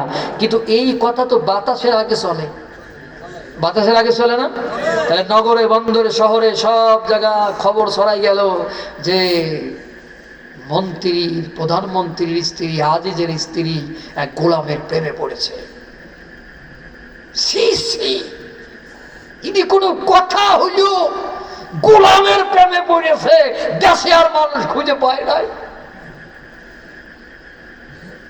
এখন এই প্রত্যেকটি কথা আজিজের স্ত্রীর কানে আসতেছে কিনা কথা বলেন, তাফসীরে কথা বলবেন, আজিজের কানে আসতেছে কিনা, আজিজের স্ত্রীর কানে আসতেছে কিনা? এই সিসি যারা করতেছে এরা কেউ ছোটখাটো মহিলা না, কেউ মনে করেন অর্থমন্ত্রীর মেয়ে এখনো বিয়ে হয় নাই, কেউ মনে করেন পররাষ্ট্র মন্ত্রীর বউ এখনো পর্যন্ত যুবতী। আমার দেশেও তো 80 বছরের বুড়ো মন্ত্রীর বউ যুবতী ছিল, এটিও তো আমরা দেখছি। কথা কর ঠিক কিনা? এটি তো আর ইতিহাসের দরকার না, ইতিহাস তো আমাদের চোখের সামনেই ছিল, ঠিক না? এখন ওরা কি করলো, ওরা সিসি করতেছিল। এখন জুলাইখা ফালাম্মা সামিআত বিমাকরিহিন্না আরসালাত ইলাইহিন্না ওয়া আ'তাদ লাহুন্না মুত্তাকা ওয়া আতাত কুল্লা ওয়াহিদাতাম মিনহুন্না সিকিনা। সে যখন তাদের সততাপূর্ণ কথা শুনলো তখন তাদেরকে ডেকে পাঠালো, মানে ওই মন্ত্রীর স্ত্রী কন্যাদেরকে ডেকে পাঠালো, মানে নিজের কাছে ডাকলো, নিজের দরবারে ডাকলো। তারপরে তাদের বসার জন্য, হেলান দিয়ে বসার জন্য সুন্দর চেয়ারের ব্যবস্থা করলো, খাবারের আয়োজন করলো এবং তাদের প্রত্যেকের খাবারের সামনে একটা করে ছুরি রাখলো। ছুরি রেখে ওই মহিলা বলল, অকালাতি কুরুজ আলাইহিন্না, তুমি এদের সামনে একটু বের হয়ে আসো। হযরত ইউসুফ আলাইহিস সালাম এসে যখন মহিলাদের সামনে একটু ঘুরে টুরে চলে গেল, তখন মহিলারা ইউসুফের দেখলো, ফালাম্মা রাআইনাহু আকবারনাহু ওয়া কাত্তা'না আইদিয়াহুন্না ওয়া কুলনা হাশা লিল্লাহি মা হাযা বাশারা। তখন মহিলারা ইউসুফের চেহারা এক নজর দেখে ওরা হাতের আঙ্গুল কেটে ফেলাই দিল, আঙ্গুল দিয়ে দিয়ে রক্ত পড়তেছে। এই তাফসীর লিখতে গিয়া তাফসীর কারকেরা বলতেছে ওই যুগের মহিলারা যারা ইউসুফের চেহারা দেখে হাতের আঙ্গুল কেটে ফেলে দিয়েছিল, ওরা যদি আমার নবী বিশ্বনবীর চেহারা দেখতো, ওরা আঙ্গুল না নিজেদের কলিজাটারে কেটে ফেলে দিত। আরো জোরে কম। এত সুন্দর চেহারা ছিল আমার নবীর। আমার নবীর চেহারা কেমন ছিল? আমার নবীর চেহারা, হযরত আবু হুরায়রা একদিন রাসূলের পাশে বসে আছে, আকাশে পূর্ণিমার চাঁদ। হযরত আবু হুরায়রা একবার চাঁদের দিকে তাকায়, আবার নবীর চেহারার দিকে তাকায়। আবু হুরায়রাকে নবী বলেন, আবু হুরায়রা একবার আমার দিকে তাকাও কেন, আমার চাঁদের চেহারার দিকে তাকাও কেন? আবু হুরায়রা বলে, ইয়া রাসূলুল্লাহ, আমি মিল করে দেখি আকাশের চাঁদের চেহারা ভালো না আমার নবীর চেহারা ভালো। আল্লাহ রাসূল বলেন, কি দেখলে? আবু হুরায়রা কয়, ইয়া রাসূলুল্লাহ, আকাশের চাঁদের গায়ে কালো কালো দাগের কারণে চাঁদটা কলঙ্কিত হয়ে গেছে। আমার নবীর চেহারার মধ্যে অনেকক্ষণ লক্ষ্য করে দেখলাম আমার রাসূলের চেহারার মধ্যে কোনো দাগ নাই। নজরুল ইসলাম কি চমৎকার লিখতেছে, তোরা দেখে যা আমিনা মায়ের কোলে, মধু পূর্ণিমারি শ্বেতা চাঁদ দোলে, মধু পূর্ণিমারি শ্বেতা চাঁদ দোলে, তোরা দেখে যা আমিনা মায়ের কোলে। একটা পূর্ণিমার চাঁদ আমার রাসূলের কোলেই ছিল, আমার মা আমিনার কোলেই ছিল। সুবহানাল্লাহ। ওই মহিলারা হাতের আঙ্গুল কেটে ফেলে দিল এবং তারা কুল্লাহা শানিল্লাহি মা হাযা বাশারা, এরা বলল এ কোনো মানুষ না, ইন্না হাযা ইল্লা মালাকুন কারীম, বলল এক সম্মানিত ফেরেশতা। সুবহানাল্লাহ। তারা বলল যে কোনো মানুষ না, এ সম্মানিত ফেরেশতা। বন্ধুগণ আমার, এই অবস্থার পরে মহিলারা উঠে চলে গেল, কিন্তু মহিলারা বাড়িতে গিয়ে স্থির থাকলো না। ওরা ইউসুফের কাছে খবর পাঠাতে লাগলো, ও ইউসুফ, আজিজের স্ত্রী বুড়া হয়ে গেছে, আমি যুবতী মন্ত্রীর মেয়ে, এখনো আমার বিয়ে হয় নাই, কিন্তু এই যে ঘটনাটা ঘটতেছে এই ব্যাখ্যাটা নেন, এ থেকে তদনন্দিন মিশরের উচ্চ অভিজাত সমাজে নৈতিকতার অবস্থা কোথায় গিয়ে ঠেকেছিল তা অনুমান করা যায়। একথা সুস্পষ্ট। আজিজের স্ত্রী যেসব মহিলার দাওয়াত দিয়েছিলেন তারা নিশ্চয়ই নগরের আমির উমরা ও বড় বড় সরকারি কর্মকর্তাদের বেগমরাই ছিল। এসব উচ্চ মর্যাদা সম্পন্ন ভদ্র মহিলার সামনে সে নিজের প্রিয় যুবককে পেশ করলো। তার সুদর্শন দেহ দেখিয়ে তাদের কাছ থেকে এই স্বীকৃতি আদায় করতে চাইল যে এমন সুন্দর যুবকের জন্য যদি আমি পাগল না হয়ে যাই তাহলে আর কি হবে। তার মানে ইউসুফের চেহারা দেখে ওরা যখন হাতের আঙ্গুল কেটে ফেলেতেছে তখন আজিজের স্ত্রী নিজের মধ্যে একটা গর্ববোধ করতেছে। তার বক্তব্য হলো, এক নজর দেখে যদি তোমরা আঙ্গুল কেটে ফেলতে পারো তাহলে তোমাদের ঘরে থাকলে তো তোমরা মরিয়ে যাতি, ঠিক না? কষ্ট হচ্ছে? কথাগুলো কি বোঝা যাচ্ছে? তারপরে সব পদস্থ ব্যক্তিবর্গের স্ত্রী কন্যারা নিজেদের কাজের মাধ্যমে যেন একথার সত্যতা প্রমাণ করলো যে সত্যি তো এ ধরনের অবস্থায় তাদের প্রত্যেকেই ঠিক তাই করতো যা আজিজের স্ত্রী করেছে আরব অভিজাত মহিলাদের। এবারে মজলিসে মেজবান সাহেবা প্রকাশ্যে সংকল্প করতে একটু লজ্জা অনুভব করলো না যে যদি যুবক, সুন্দর যুবক তার কামনা বাসনা পূরণ করতে রাজি না হয় তাহলে অবশ্যই আমি তাকে কারাগারে পাঠিয়ে দেব।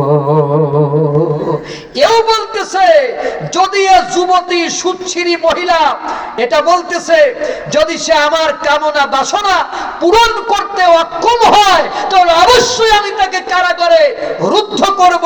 নাউজুবিল্লাহ কর। চিন্তা করছেন কত বড় বেলজ্জাতে বেহায়া। সে বলতেছে যে সে যদি আমার কামনা বাসনা পূরণ করতে রাজি না হয় তাহলে সে তাকে কারাগারে পাঠিয়ে দেবে। এটাও সে বলতেছে ক্বালাত ফাযা লিকুন্নাল্লাযী লুমতুন্নানি ফি। আজিজের স্ত্রী বলল, দেখলে তো এই হলো সেই ব্যক্তি যার ব্যাপারে তোমরা আমাকে নিন্দাবাদ করতে। ওয়ালা ক্বাদ রাওয়াতুহু আন নাফসিহি ফাস্তাআসাম। অবশ্যই আমি তাকে পুনরুজ্জীবিত করার চেষ্টা করেছি কিন্তু সে নিজেকে রক্ষা করেছে। সুবহানাল্লাহ। তাহলে এ কথা থেকেও প্রমাণ হলো যে ইউসুফের কোনো অপরাধ ছিল না, আমি তাকে নিজে পুনরুজ্জীবিত করেছি কিন্তু সে নিজের রক্ষা করেছে।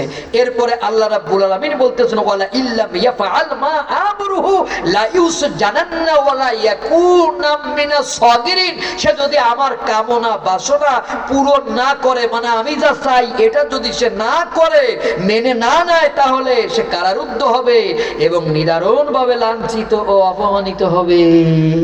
তার মানে আমার কথা মতো যদি সে না শোনে তাহলে অবশ্যই আমি তার জেলখানায় পাঠাই দেব, খেলা হবে।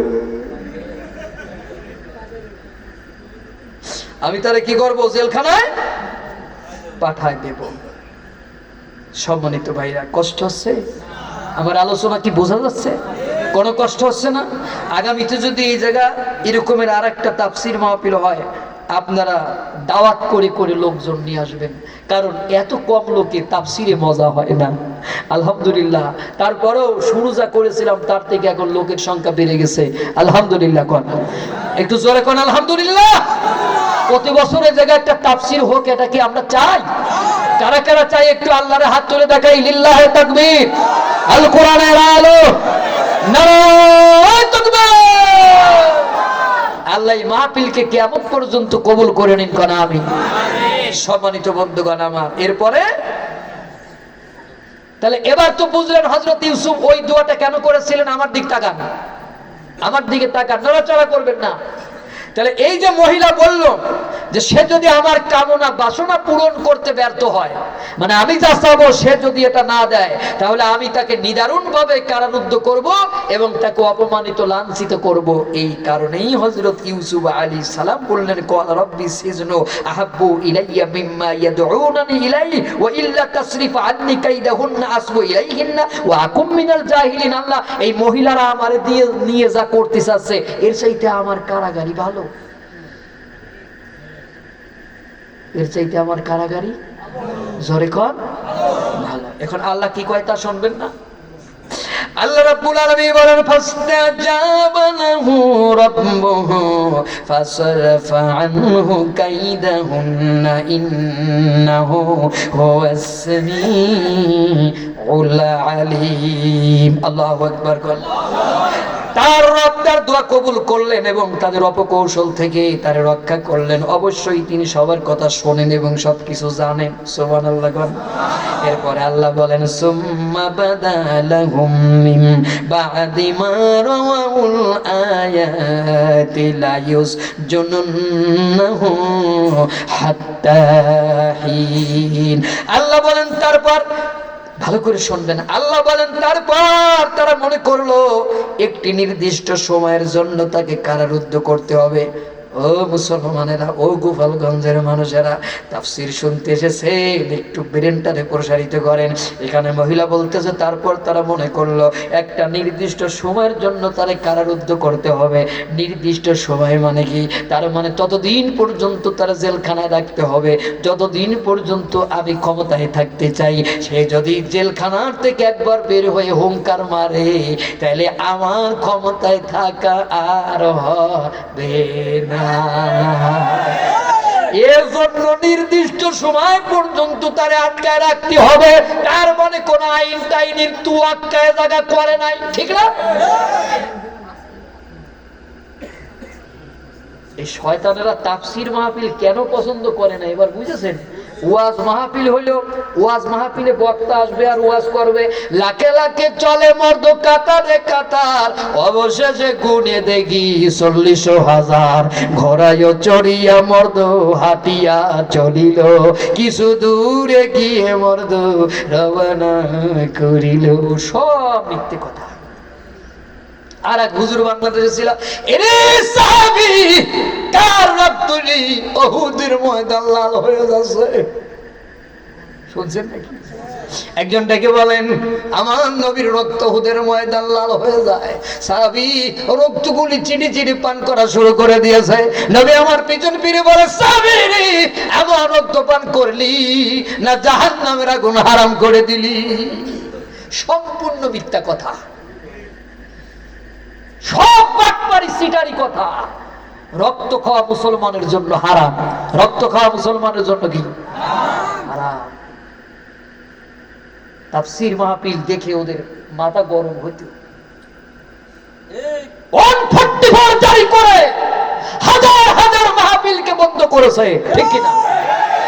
আবার তারা গান গায়, আগে কি সুন্দর দিন কাটাইতাম আমরা। আগে আমি কইছি এ গান গাছটা গান গাবি, আগে কি কষ্টে দিন কাটাইতাম আমরা, আগে কি কষ্টে দিন কাটাইতাম। ছিল না স্বাধীনতা, বলতে পারতাম না কথা, ছিল না স্বাধীনতা, বলতে পারতাম না কথা। গুন্ডাদের অত্যাচারে দিশা হারাইতাম আমরা, ঠিক না? গুন্ডাদের অত্যাচারে দিশা হারাইতাম। আগে কি কষ্টে দিন কাটাইতাম আমরা, আগে কি কষ্টে দিন কাটাইতাম। পাড়া মহল্লায় তাফসীর হইতো, মাইকিং কইরা যাইতে কইতো, ঠিক না বেড়ে? পাড়া মহল্লায় তাফসীর হইতো, মাইকিং কইরা তারা যাইতে কইতো। লাখো লোকের আয়োজন, ভাঙত গুন্ডা কয়েকজন, ঠিক না বেড়ে? লাখো লোকের আয়োজন, ভাঙত গুন্ডা কয়েকজন। গুন্ডাদের তারা খাইয়া শীত হইয়া পড়তাম আমরা, গুন্ডাদের তারা খাইয়া শীত হইয়া পড়তাম। আগে কি কষ্টে দিন কাটাইতাম আমরা, আগে কি কষ্টে দিন কাটাইতাম। ছিল না স্বাধীনতা, বলতে পারতাম না কথা, ছিল না স্বাধীনতা, বলতে পারতাম না কথা। গুন্ডাদের অত্যাচারে দিশা হারাইতাম আমরা, গুন্ডাদের অত্যাচারে দিশা হারাইতাম। আগে কি কষ্টে দিন কাটাইতাম আমরা, আগে কি কষ্টে দিন কাটাইতাম। সবগুলো মেড বাই জাহাঙ্গীর আলম। আরো অনেক কিছু লিখছিলাম ভাই, আজকে গালাম না, আবার যদি দাওয়াত দেন সেদিন গাবো, কারণ একদিনই সব গাইলে সমস্যা আছে। কষ্ট হচ্ছে না কি দুঃখ হচ্ছে না? তাহলে আর একটা, এই মাঝে মাঝে আমরা তাকবীর দিব কেন জানেন? কারণ সব লোক তো এই মাহফিলে আসে নাই। এই এলাকায় যে কয়জন মানুষ বাড়িতে আছে ওরা একটা একটা আসলে এই জায়গা ধরে। তা আমরা মাঝে মাঝে তাকবীর দিচ্ছি যাতে ওরা ঘুমাইয়েও শান্তি না পায়। তাহলে আমরা আরেকবার তাকবীর দেব, নারায়ে তাকবীর। বাস, ওদের ঘুমের 12:30 বেজে গেছে। ঘুমায় নাই, মেলায় আছে, দোকানে আছে 200। আচ্ছা, আগামীতে শোনেন, আগামীতে পোস্টারের নিচে লিখে দেবেন যে মাহফিলের উদ্দেশ্য করে মেলা বসিতে ভরিবে। আব্বাস ভাই আপনিও মাইকে প্রচার করে দেবেন, মাহফিলকে উদ্দেশ্য করে কোন মেলা বসিতে ভরিবে না। বলছিলাম শোনে নাই।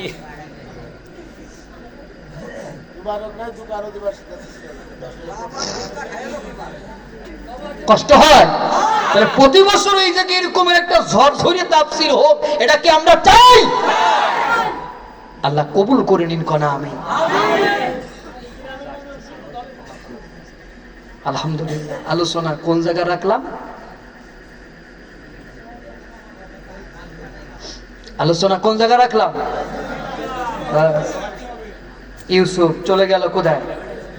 চলে গেল জেলখানায়। ভালো করে শুনবেন, আল্লাহ কয় যে সুম্মা বাদা লাহুম মিন বাদি মা রাউল আয়াতি লা ইউসজুনুনহু হাত্তা হিন। এই আয়াতের তাফসীর শুনেন ভালো করে। এভাবে হযরত ইউসুফ আলাইহিস সালামকে কারাগারে নিক্ষেপ করা আসলে তার নৈতিক বিজয় এবং মিশরের সমগ্র অভিজাত ও শাসক সমাজের চূড়ান্ত নৈতিক পরাজয়ের ঘোষণা ছিল। কেন?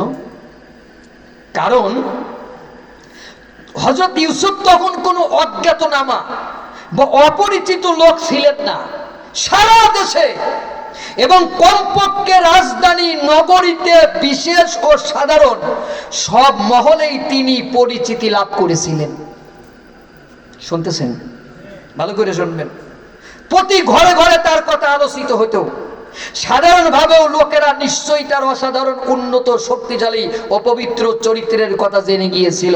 তারা জেনেছিল এ ব্যক্তিকে তার কোনো অপরাধের কারণে কারাগারে পাঠানো হয়নি, বরং মিশরের অভিজাত লোকদের জন্য নিজেদের স্ত্রী কন্যাদেরকে নিয়ন্ত্রণের মধ্যে রাখা সম্ভব হচ্ছিল না। কারণ মিশরের অধিকাংশ অভিজাত পরিবারের মহিলারা হযরত ইউসুফ আলাইহিস সালামের প্রতি আসক্ত হয়ে পড়েছিল। তাই স্ত্রী কন্যাদেরকে নিয়ন্ত্রণ করার পরিবর্তে এ নিরাপরাধকে কারাগারে পাঠানো সহজ ছিল বলেই তাকে কারাগারে পাঠানো হয়েছিল।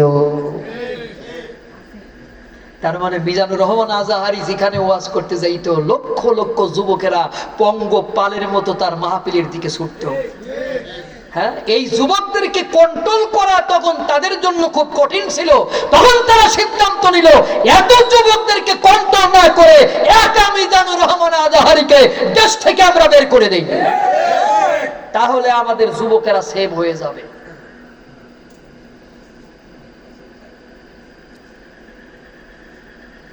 কি শুনবেন? তাফসীর। এটা তো আমি বানাই কই না, একদম তাফসীর থেকে নিয়ে আসছি। এটাও যদি শুনে আপনার গার ভিতর জ্বালা ধরে তাহলে বুঝতে হবে যে শয়তানের রক্ত আপনার গায়ে ঢুকে গেছে। ও না বেরোনে পর্যন্ত আপনার জানাজা শুদ্ধ হবে না।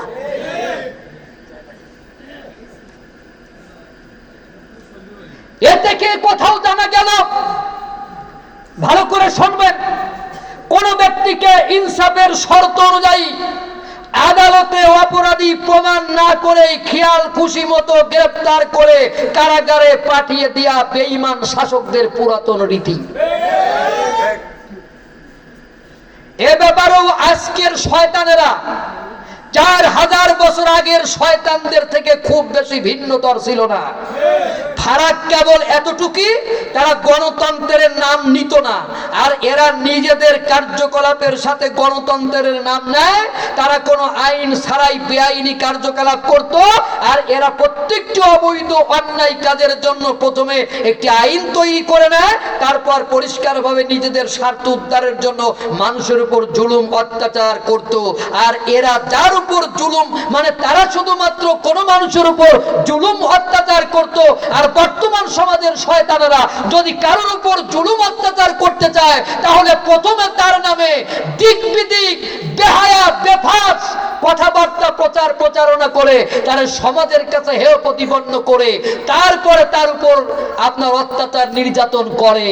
কথা কোন ঠিক কিনা?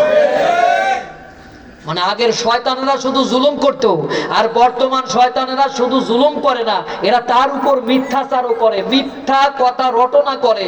মনে করেন যে আমারে ধরবে, আমারে মারবে, আমারে মারার আগে আমার চরিত্র নিয়ে টানা হেঁচড়া করবে, যদিও আমি সেই চরিত্রের লোক না। তার মানে ওই শয়তানদের থেকে এই শয়তানেরা আরো বেশি মারাত্মক শয়তান। তাহলে কি হলো? ইনসাফের শর্ত অনুযায়ী আদালতে অপরাধী প্রমাণ না করেই খেয়াল খুশি মতো গ্রেফতার করে কারাগারে পাঠিয়ে দেয়া বেঈমান শাসকদের পুরাতন রীতি। আমরা কি দেখেছি?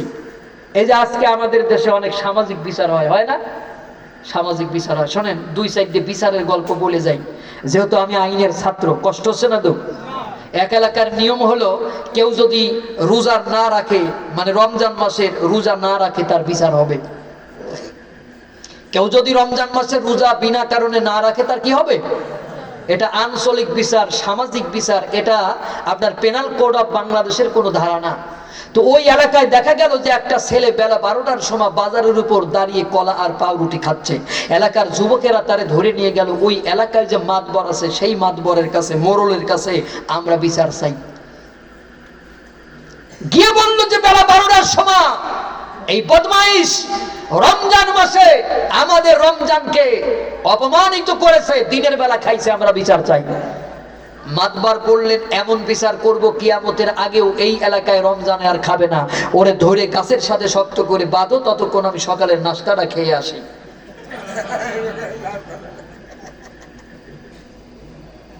আচ্ছা ভাই, যার বিচার হচ্ছে ওর অপরাধ কি? একটু কথা কন। আমি আর বেশি কোনো ওয়াজ করবো না, আমি চলে যাবো। যার বিচার হচ্ছে ওর অপরাধ কি? খাইছে। আর যে বিচার করবে সে কি বলতেছে? এই দুই খাওয়ার ভিতর পার্থক্য কি? কোনো পার্থক্য নাই। এরই তো না, পার্থক্য আছে। পার্থক্য হলো, যে লোকটা বাজারের উপর দাঁড়ায় খাচ্ছিল, ও সেহেরি খাইছিল, ও রোজা ছিল।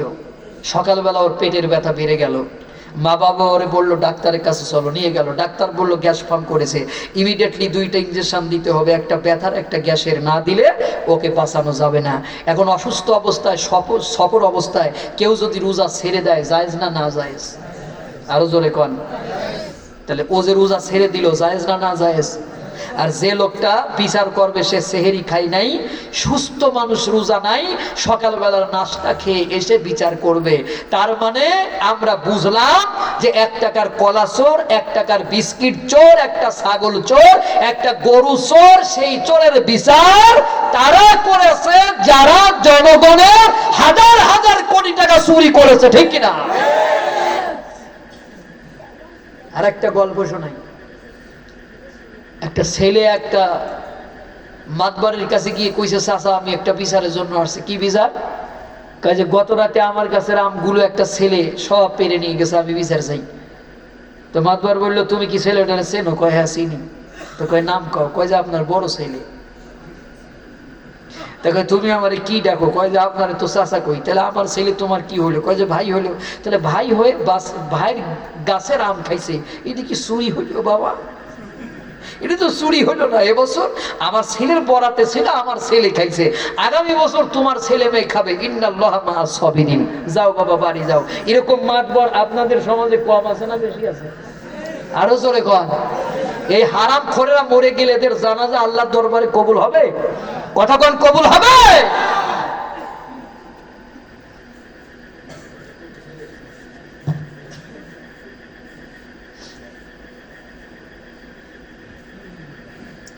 সম্মানিত ভাইরা, বিচার কেমন করবেন? আল্লাহ বলেন, ইয়া আইয়ুহাল্লাযিনা আমানু কুনু কওয়ামিনা লিল্লাহি শুহাদা বিল কিসত। হে বান্দারগণ, সত্যের উপর স্থায়ীভাবে প্রতিষ্ঠিত ও ইনসাফের সাক্ষ্যদাতা হয়ে যাও। ওয়ালা ইয়াজরিমান্নাকুম সানানু কওমিন আলা আল্লা তা'দিলু ই'দিলু হুয়া আকরাবু লিত্তাকওয়া। আমার দিক তাকায় আছে, কোন জাতির বিদ্বের জন্য তোমাকে ন্যায় বিচার থেকে বিরত রাখতে না পারে, কোন জাতির বিদ্বেষ মানে লোকটা হিন্দু, এই জন্য আমি তার বিচার করতে পারতেছি না লোকটা কি, অথবা লোকটা আমার গাব গাছ মার্কায় ভোট দেয় না এই জন্য আমি তার ন্যায় বিচার করতে পারতেছি না। এরকম আছে না? এরকম আছে না? আল্লাহ কয় যে দিলু ন্যায় বিচার করো হুয়া আকরাবুল তাকওয়া, উডি হচ্ছে আপনার, আল্লাহ বলেন যে এটি আল্লাহ ভীতির সাথে বেশি সামঞ্জস্যশীল। ন্যায় বিচার করো, ন্যায় বিচার করা ফরজ, ন্যায় বিচার করা কি আরো জোরে কর ফরজ। এই ন্যায় বিচার বাংলার জমিনে কায়েম হোক, এটি কি আপনারা চান? সবাই চান। আল্লাহর জমিনে কোরআন কায়েম হোক, কোরআন দিয়ে রাষ্ট্র পরিচালনা হোক, এটা কি আপনারা সবাই চান? অনেকে শোনেন, একটা হাদিস আপনাদের শোনাই যাই, বেশি কোন ওয়াজ করব না। আন মুআয ইবনে জাবাল রাদিয়াল্লাহু তাআলা আনহু আন্নাহু ক্বাল ক্বাল an-নবী সাল্লাল্লাহু আলাইহি সাল্লাম খুযুল আতা মা দামাতা ফাইজা সারা রিসওয়াতুন আলা দ্বীন। আমার দিকে তাকায় থাকবেন, তাফসীরের ছাত্ররা ব্রিলিয়ান্ট হয়। হযরত মুআয ইবনে জাবাল থেকে বর্ণিত, তিনি বলেন নবী করিম সাল্লাল্লাহু আলাইহি ওয়াসাল্লাম বলেছেন, দান এবং উপঢৌকন গ্রহণ করতে পারো যতক্ষণ তা দান এবং উপঢৌকন থাকে। তা যদি দিনের ব্যাপারে ঘুষের পর্যায়ে পড়ে ফালা তাকুজুহু, তোমরা তা গ্রহণ করতে পারবে না। ওয়ালাস্তুম বিতারিকি, সম্ভবত তোমরা তা ত্যাগও করতে পারবে না। ইয়ামনাউল ফাকরু ওয়াল হাজাত, দারিদ্রতা এবং অনাহার তা তোমাদেরকে নিতে বাধ্য করবে।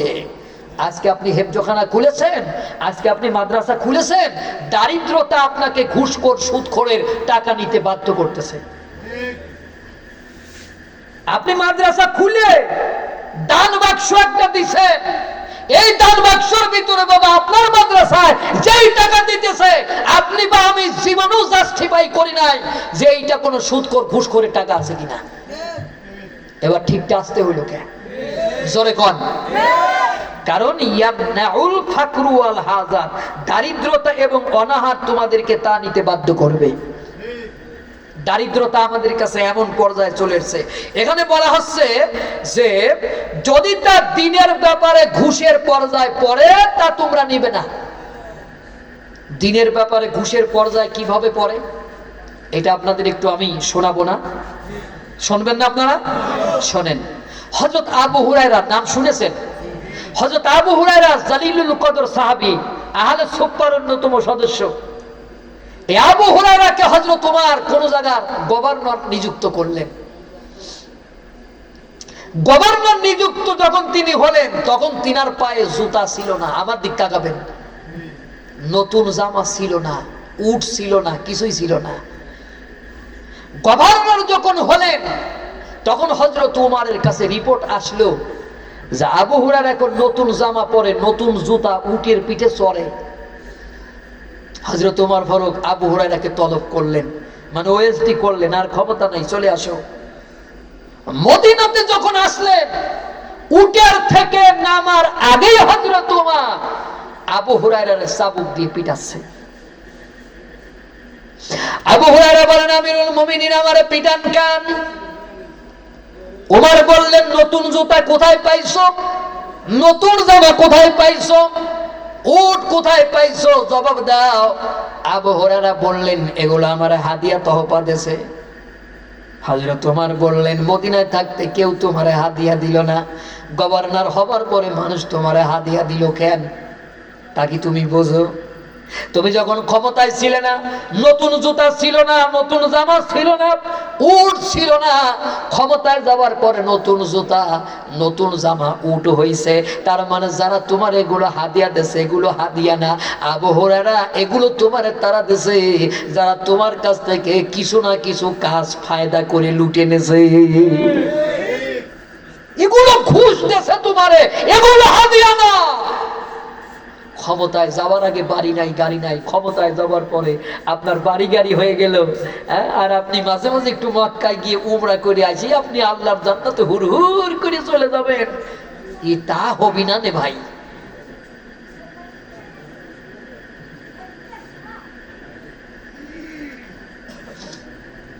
হাদিসটা কি আর একটু পরে শোনাবো? কষ্ট হচ্ছে, রাত গভীর হয়ে যাচ্ছে। আমি শেষ করে দিব ইনশাআল্লাহ, খুব তাড়াতাড়ি শেষ করতেছি। আলা ইন্না রহিয়াল ইসলামি দাইরাতুন ফাদুরু মাআল কিতাবি হাইসুদার। আমার দিকে তাকান, কি চমৎকার হাদিস। আল্লাহর নবী বলতেছেন, জেনে রাখো ইসলামের টাকা প্রতিনিয়ত ঘুরতেই থাকবে। একটু আস্তে। জেনে রাখো ইসলামের টাকা প্রতিনিয়ত ঘুরতেই থাকবে, সাবধান। তোমরা কোরআনের সঙ্গ ত্যাগ করবে না। ইসলামের চাকা প্রতিনিয়ত ঘুরবে মানে কেউ কখনো বুকে হাত এ জায়গা বাঁধবে, কখনো এ জায়গা বাঁধবে, কখনো মোটেও বাঁধবে না। তোমরা কোরআনের সাথে থাকবে। ওয়াতাসিমু বিহাবলিল্লাহি জামিআউ ওয়ালা তাফাররাকু। তোমরা কোরআনকে ঐক্যবদ্ধভাবে ধরবে, লা তাফাররাকু, ছিন্ন ভিন্ন হয়ো না। আজকে আমার বাংলাদেশের মানুষ ডিভাইডেড হয়ে যাচ্ছে। কেউ হাত এ জায়গা বাঁধে, কেউ হাত এ জায়গা বাঁধে। এ জায়গা যারা বাঁধে, এ জায়গা বাঁধাদেরকে সালাম দেয় না, আবার এ জায়গা যারা বাঁধে, এ জায়গা বাঁধাদেরকে সালাম দেয় না। ঠিক না বেঠিক? সৌদি আরবে 3 শ্রেণীর লোক নামাজ পড়ে। এক গ্রুপ এখানে বাঁধে, এক গ্রুপ এখানে বাঁধে, এক গ্রুপ মোটেও বাঁধে না। কো ভাই, সৌদি আরবে তো কোনো ফতুয়াবাজি নাই, সৌদি আরবে তো এই নিয়ে কোনো গন্ডগোল মারামারি নাই, তাহলে বাংলাদেশে কেন এত গন্ডগোল মারামারি? কেন সৌদি আরবে কি ফতুয়া দেওয়ার মতো মুফতি সাহেবের অভাব পড়ে গেছে? যে বাংলাদেশে সব মুফতি সাহেবের জন্ম হয়েছে, এই কারণে বাংলাদেশে এত ফতুয়াবাজি করে আপনারা ডিভাইডেড গ্রুপিং হয়ে যাচ্ছেন। আলেমদের কয়টা গ্রুপ হয়েছে আলেমরা নিজেরাও তো গুণী গাইতে বলতে পারবে না। টুপিতে এদের বিরোধ, তারপরে দাড়িতে এদের বিরোধ, পাঞ্জাবিতে এদের বিরোধ, মিলাদে এদের বিরোধ, দুয়াল্লিন জুয়াল্লিন এদের বিরোধ। কথা কর না কে? শোনেন, আসলে আমাদের অবস্থা হয়েছে কি, আপনি ওই জায়গা কে, আপনি ওই জায়গা কে দৌড় মারছেন নাকি এখান থেকে? এখনো যদি দৌড় মারেন তাহলে আপনি এই জায়গা আসেন, শেষ করে দেব। শোনেন, আসলে আমাদের অবস্থা হয়েছে কি, একটা উদাহরণ দিব। ওই 2 ছাত্র গেছে এক স্যারের বাড়িতে বেড়াতে।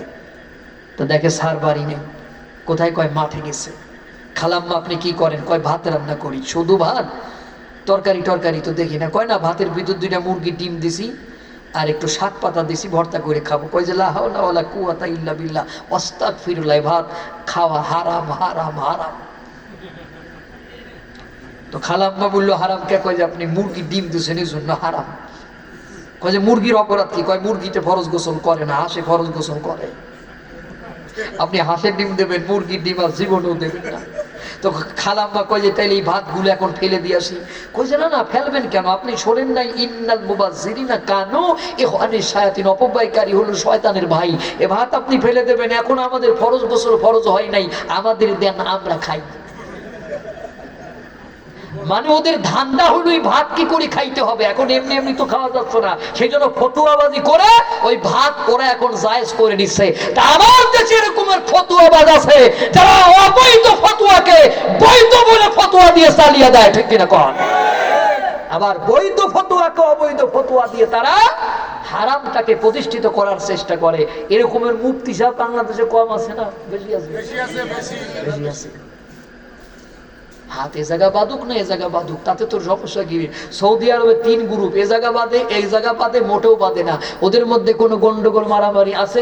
দুয়াল্লিন বলেন আর জুয়াল্লিন বলেন, আপনার সমস্যা কি? সৌদি আরবের লোক যদি নামাজ পড়ে ওয়াদ্দুহি ওয়াল্লাইলি ইযা সাজে মা ওয়াদ্দাআকা রাব্বুকা ওয়া মা ক্বালে, ওদের নামাজ জায়েজ। কারণ এটা লুগাল মুহাল্লি, আঞ্চলিক আরাবিয়ান শব্দ। মাতৃভাষার প্রতি আল্লাহ সম্মান করেছে। সৌদি আরবের লোক যদি এমন এমন করে নামাজ পড়ে, ওদের নামাজ হবে কিন্তু আপনার হবে না। কারণ আরবি আপনার মাদার ল্যাঙ্গুয়েজ না। তাহলে আপনার দুয়াল্লিন আর জুয়াল্লিনের সমস্যা কোথায়? কেন আপনি ফতোয়াবাদী করে আজকে সমাজকে গ্রুপিং করে দিচ্ছেন? এরপরে মিলাদ পড়া যাবে না, বিদাত। আগে হুজুরদের যাও একটু দাওয়াত টাওয়াত করে খাওয়া, একটু রুটি টুটি বানাইয়ে, এখন তো বন্ধ হয়ে গেছে বাবা। আরাম তো দেয় না, দুধ তো আর দেয় না, দেয় না। বিদাত, সব বিদাত, সব বিদাত। আমার কাছে মনে হয় কোন সময় এটাই বলে ফেলায় যে ওদের বউ বিদাত হয়ে গেছে। ওরা বিদাতের এক বাক্স খুলে ফেলাইছে।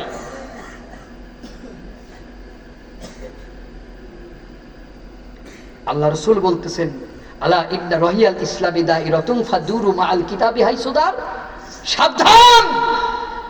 রাসূল বলতেছেন সাবধান, ইসলামের চাকা প্রতিনিয়ত ঘুরতেই থাকবে, তোমরা কোরআনের সঙ্গ ত্যাগ করবে না। কেন? কোরআন বলেছে ওয়াতাসিমু বিহাবলিল্লাহি জামিআউ ওয়া লা তাফাররাকু। এরপর আল্লাহর নবী বলেন, আলা ইন্নাল কিতাবা ওয়াস সুলতান লা ইফতারিকানি ফালা তুফারিকুল কিতাব। হে মুআয, অচিরেই কোরআন এবং শাসন ক্ষমতা আলাদা হয়ে যাবে। তার মানে বোঝা যায় রসুলের যুগে কোরআন এবং শাসন ক্ষমতা একসাথেই চলতো, আর এখন কোরআন কোরআনের জায়গা, শাসন ক্ষমতার জায়গা। আবার মাঝে মাঝে মঞ্চে উঠে কয়, ভাইয়েরা আমার, কোরআনের বক্তব্য দিতে গিয়ে রাজনীতি করবেন না। কিরে রাজনীতি কি? তোর বাবা বাইতে গেলে সব বাদ কি? ওই হারামখোর, হোয়াট ইজ রাজনীতি? What do you mean by রাজনীতি? রাজনীতি কি?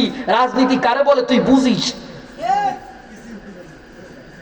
ওই যে কোরআন নিয়ে রাজনীতি করবেন না, আমরা বরদাস্ত করব না, কয় কি না? অথচ ওই হারামখোরেরা এই হাদিসটা ওদের শোনানো দরকার যে আলা ইন্নাল কিতাবা ওয়াস সুলতানা লা ইয়াফতারিকুনি ফালা তুবারিকুল কিতাব। ও মুয়াজ, ওয়াসিলাই কোরআন এবং শাসন ক্ষমতা আলাদা হয়ে যাবে। তার মানে কোরআন এবং শাসন ক্ষমতা রাসূলের যুগে একসাথেই ছিল, ঠিক না বেটা? তাহলে তুই বলার কি রে যে কোরআনে রাজনীতি নাই, রাজনীতির কথা বলবেন না?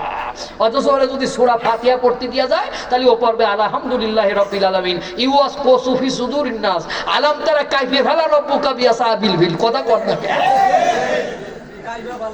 কাইফে ফালা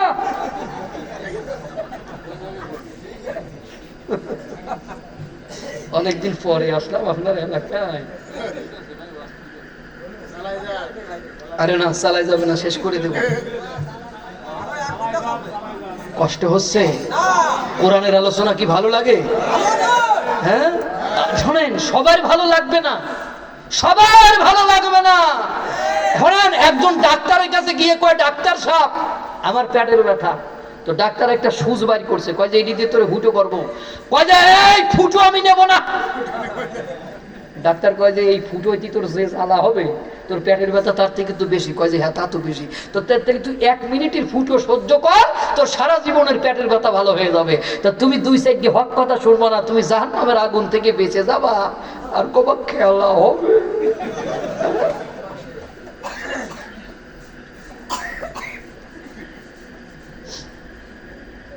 সম্মানিত ভাইরা, এই হাদিসগুলি আপনাদের জানা দরকার। জানে না মূর্খর দল, এই জন্য কয় যে কোরআনে রাজনীতি নাই। এরপরে আল্লাহ রাসূল বলেন, আলা ইন্নাহু সায়াকুনা উমারা। ও মুয়াজ, অচিরেই তোমাদের মধ্যে এমন সব শাসক আসবে, ইয়াখুদুনা লাকুম, তারা সব বিষয়ের ফয়সালা করবে। ফাইন আতাতুমুহুম, যদি তোমরা তার কথা মেনে নাও, ইয়াদিল্লুকুম, তোমরা পথভ্রষ্ট হবে। ওয়া ইন আসাইতুমুহুম ক্বাতালুকুম, যদি তার কথা মেনে না নাও সে তোমাদের হত্যা করবে। যদি মেনে নাও তাহলে গোমরা হবে, আর যদি না মেনে নাও তাহলে তোমাদের হত্যা করবে। কি করবে? তোমাদের হত্যা করবে। ক্বালা ইয়া রাসূলুল্লাহ সাল্লাল্লাহু আলাইহি সাল্লাম কাইফা নাসনা। হাদিস বর্ণনাকারী সাহাবী হযরত মুয়াজ বলেন, ও রাসূল তখন আমরা কি করব? ক্বালা কামা আসহাবু ঈসা নুসিরু বিল মিনসার ওয়া হুবিলু আলাল খাসাব। আল্লাহর নবী বলেন, মুয়াজ রে, তখন তোমরা তাই করবে যা ঈসার অনুসারী হাওয়ারিগণ করেছিল। হাওয়ারিগণ কি করেছিল? হাওয়ারিগণদেরকে মাটির ভিতরে অর্ধাংশ পুঁতে ফেলে দিয়ে করাতেনি আলা রাসি, মাথার উপরে রেখে ফাক্কুস নাইনি কেটে কেটে দ্বিখণ্ডিত করে দেওয়া হয়েছিল। ওমায়া সদ্দু জালিকা আনদিনি, তারপরেও তাদেরকে দিন থেকে এক চুল পরিমাণ সরানো যায় নাই। আল্লাহু আকবার। কোন মাউতুন ফি তুআতিল্লাহি খায়রুম মিন হায়াতিন ফি মাসিয়াতিল্লাহি আযজা ওয়া জাল্লা। ও মুয়াজ, খোদার নাফরমানি করে 1000 বছর বেঁচে থাকার চাইতে আল্লাহর গোলামি করে 1 সেকেন্ডের মধ্যে মৃত্যুবরণ করা অনেক ভালো। তুই খোদার নাফরমানি করে 1000 বছর বেঁচে থাকার চাইতে আল্লাহর গোলামি করে 1 সেকেন্ড পরে মরে যাওয়াও ভালো। এই জন্য তুমি যুবকেরা, তুমি আল্লাহর কাছে দোয়া করবা, আমার একটি স্বপ্ন পূরণ করো ও গো দয়াময়, তোমার কথা বলতে গিয়ে না পাই যেন ভয়, আমি তোমার কথা বলতে গিয়ে না পাই যেন ভয়, আমি অটল যেন থাকতে পারি আল কোরআনের সাথে, আমি ধৈর্য নিয়ে ডাকতে পারি দিন কায়েমের পথে। ঠিক না? আমি অটল যেন থাকতে পারি আল কোরআনের সাথে, আমি ধৈর্য নিয়ে ডাকতে পারি দিন কায়েমের পথে। আমায় এমন শক্তি সাহস দিও ওগো দয়াময়, তোমার গান গাইতে গিয়ে না পাই যেন ভয়, আমি তোমার কথা বলতে গিয়ে মরণ যেন হয়। সম্মানিত ভাইরা, মোটামুটি আলোচনা শেষ করে দিছি, এখন একটা আলোচনা বাকি আছে। ওই বাচ্চার পেটে একটা টুকা মারলো আর সাথে সাথে বাচ্চার জবান খুলে গেল, ঠিক না? বাচ্চারে বলা হলো তুমি বলো তোমার বাবাকে। বাচ্চা বললো তুমি না। বাচ্চা বললো তাহলে তোমার মা বলেছে আমি নাকি তোমার বাবা? কয় না, আমার মা বলেছে ইবাদত খানায় যেই ব্যক্তি ঘুমায় ওই ব্যক্তি আমার বাবা। কয় ইবাদত খানায় আমি থাকি?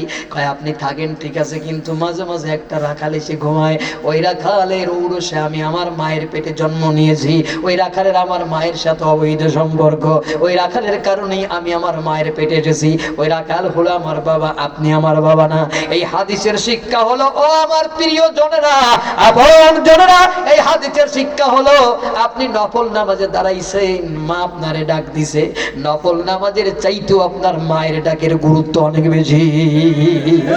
আরে স্বার্থ ছাড়া বন্ধু বান্ধব কাছে আসে না, বিনা স্বার্থে দুনিয়ায় কেউ ভালোবাসে না, স্বার্থ ছাড়া ভালোবাসে শুধু শাশুড়ি মা।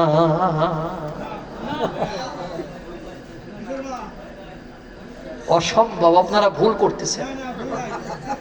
খেদমত করবো কার? শাশুড়ি মায়ের, তারপরে কার? শাশুড়ি মায়ের, তারপরে কার? শাশুড়ি মায়ের, তারপরে কার? শ্বশুর আব্বার রাহুল আবি জমজম। এমন হাদিস গ্রন্থের নাম জীবনে শুনছেন নাকি? এটা আমি বানাই কইছি। কেন কইছি?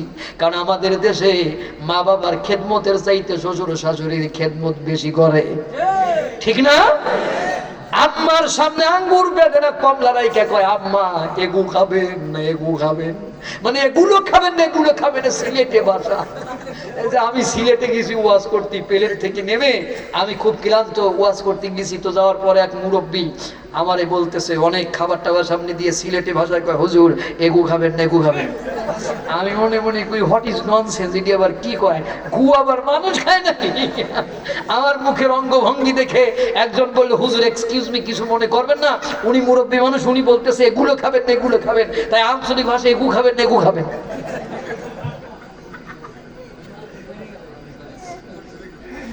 আরে স্বার্থ সারা বন্ধু, আর একটু ওয়াজ করবো? রাত 12টা বাজে আবার।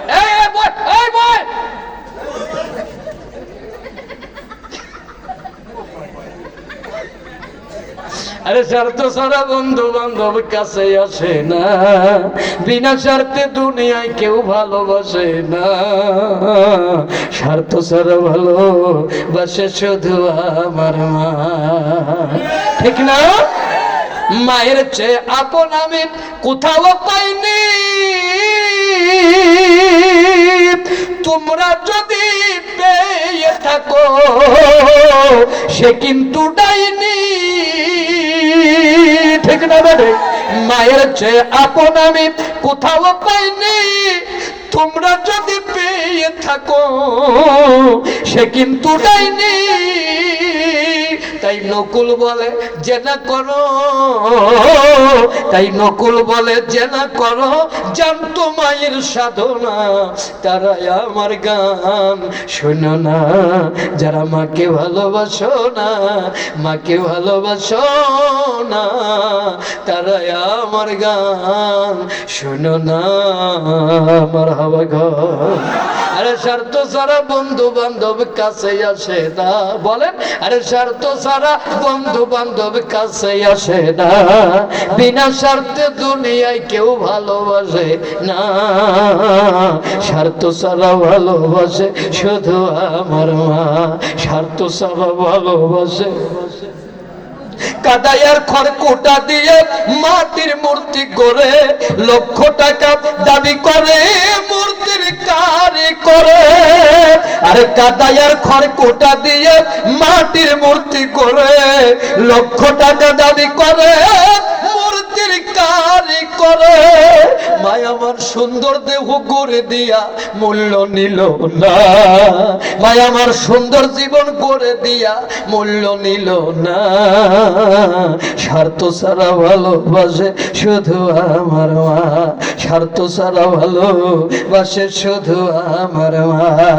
কোটার দুধ 2 বছর খেলে হিসাবটা পাকা, প্রতি শিশুর পিছে খরচ কয়েক লাখ টাকা। কোটার দুধ 2 বছর খেলে হিসাবটা পাকা, প্রতি শিশুর পিছে খরচ কয়েক লাখ টাকা। মাতার বুকের সুধা পান করায়াও মূল্য নিল না, মাতার বুকের সুধা পান করায়াও মূল্য নিল না। স্বার্থ ছাড়া ভালোবাসে শুধু আমার মা, আরে স্বার্থ ছাড়া বন্ধু বান্ধব কাছে আসে না, বিনা স্বার্থে দুনিয়ায় কেউ ভালোবাসে না। স্বার্থ ছাড়া বন্ধু বান্ধব কাছে আসে না, বিনা স্বার্থে দুনিয়ায় কেউ ভালোবাসে না। স্বার্থ ছাড়া ভালোবাসে শুধু আমার মা, স্বার্থ ছাড়া ভালোবাসে শুধু আমার মা। আমি যাওয়ার আগে আমার লেখা, আমার সুর করা একটা বিখ্যাত গজল আপনাদের শোনায় আমি বিদায় নেব ইনশাল্লাহ। এই গজলগুলো ইউটিউবে আছে, আপনারা যদি একটু ইউটিউবে সার্চ দেন FM জাহাঙ্গীর আলম, যদি আমার ফেসবুক পেজে আপনারা সার্চ দেন FM জাহাঙ্গীর আলম ইংরেজিতে, তাহলে আমার পেজ পাবেন, আর বাংলায় লিখলে আমার ওয়াজগুলো আপনারা ইউটিউবে পাবেন। পৃথিবীর মায়া ভুলে আমাকে একা ফেলে চলে গেলে মা গো, জানি আর আসবে না সোহাগ মাখা মুখী, খোকা বলে ডাকিতে আমাকে।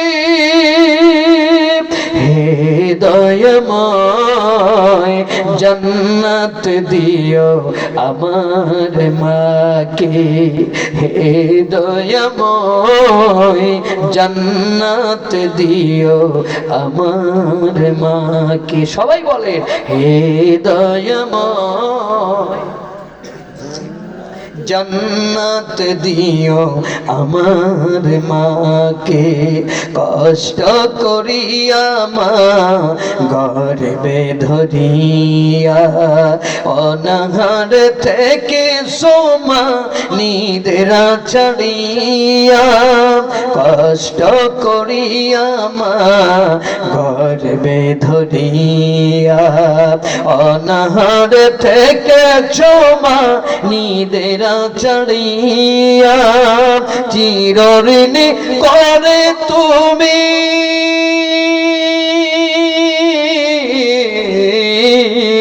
চিরঋণী করে তুমি রেখেছ আমাকে।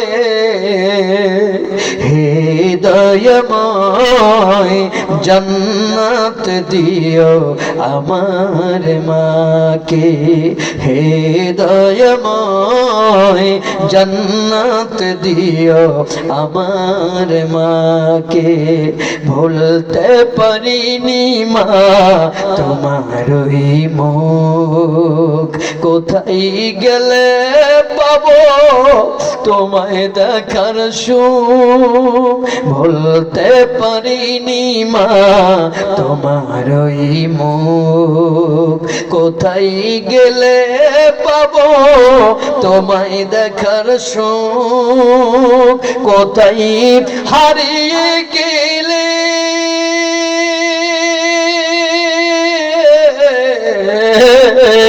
কোথায় হারিয়ে গেলে রাখিয়া আমাকে। হে দয়াময় জান্নাত দিও আমার মাকে, পৃথিবীর মায়া ভুলে আমাকে একা ফেলে, পৃথিবীর মায়া ভুলে আমাকে একা ফেলে চলে গেলে মা গো, জানি আর আসবে না সোহাগ মাখামুখি, খোকা বলে ডাকেতে আমাকে। হে দয়াময় জান্নাত দিও আমার মাকে, হে দয়াময় জান্নাত দিও আমার মাকে।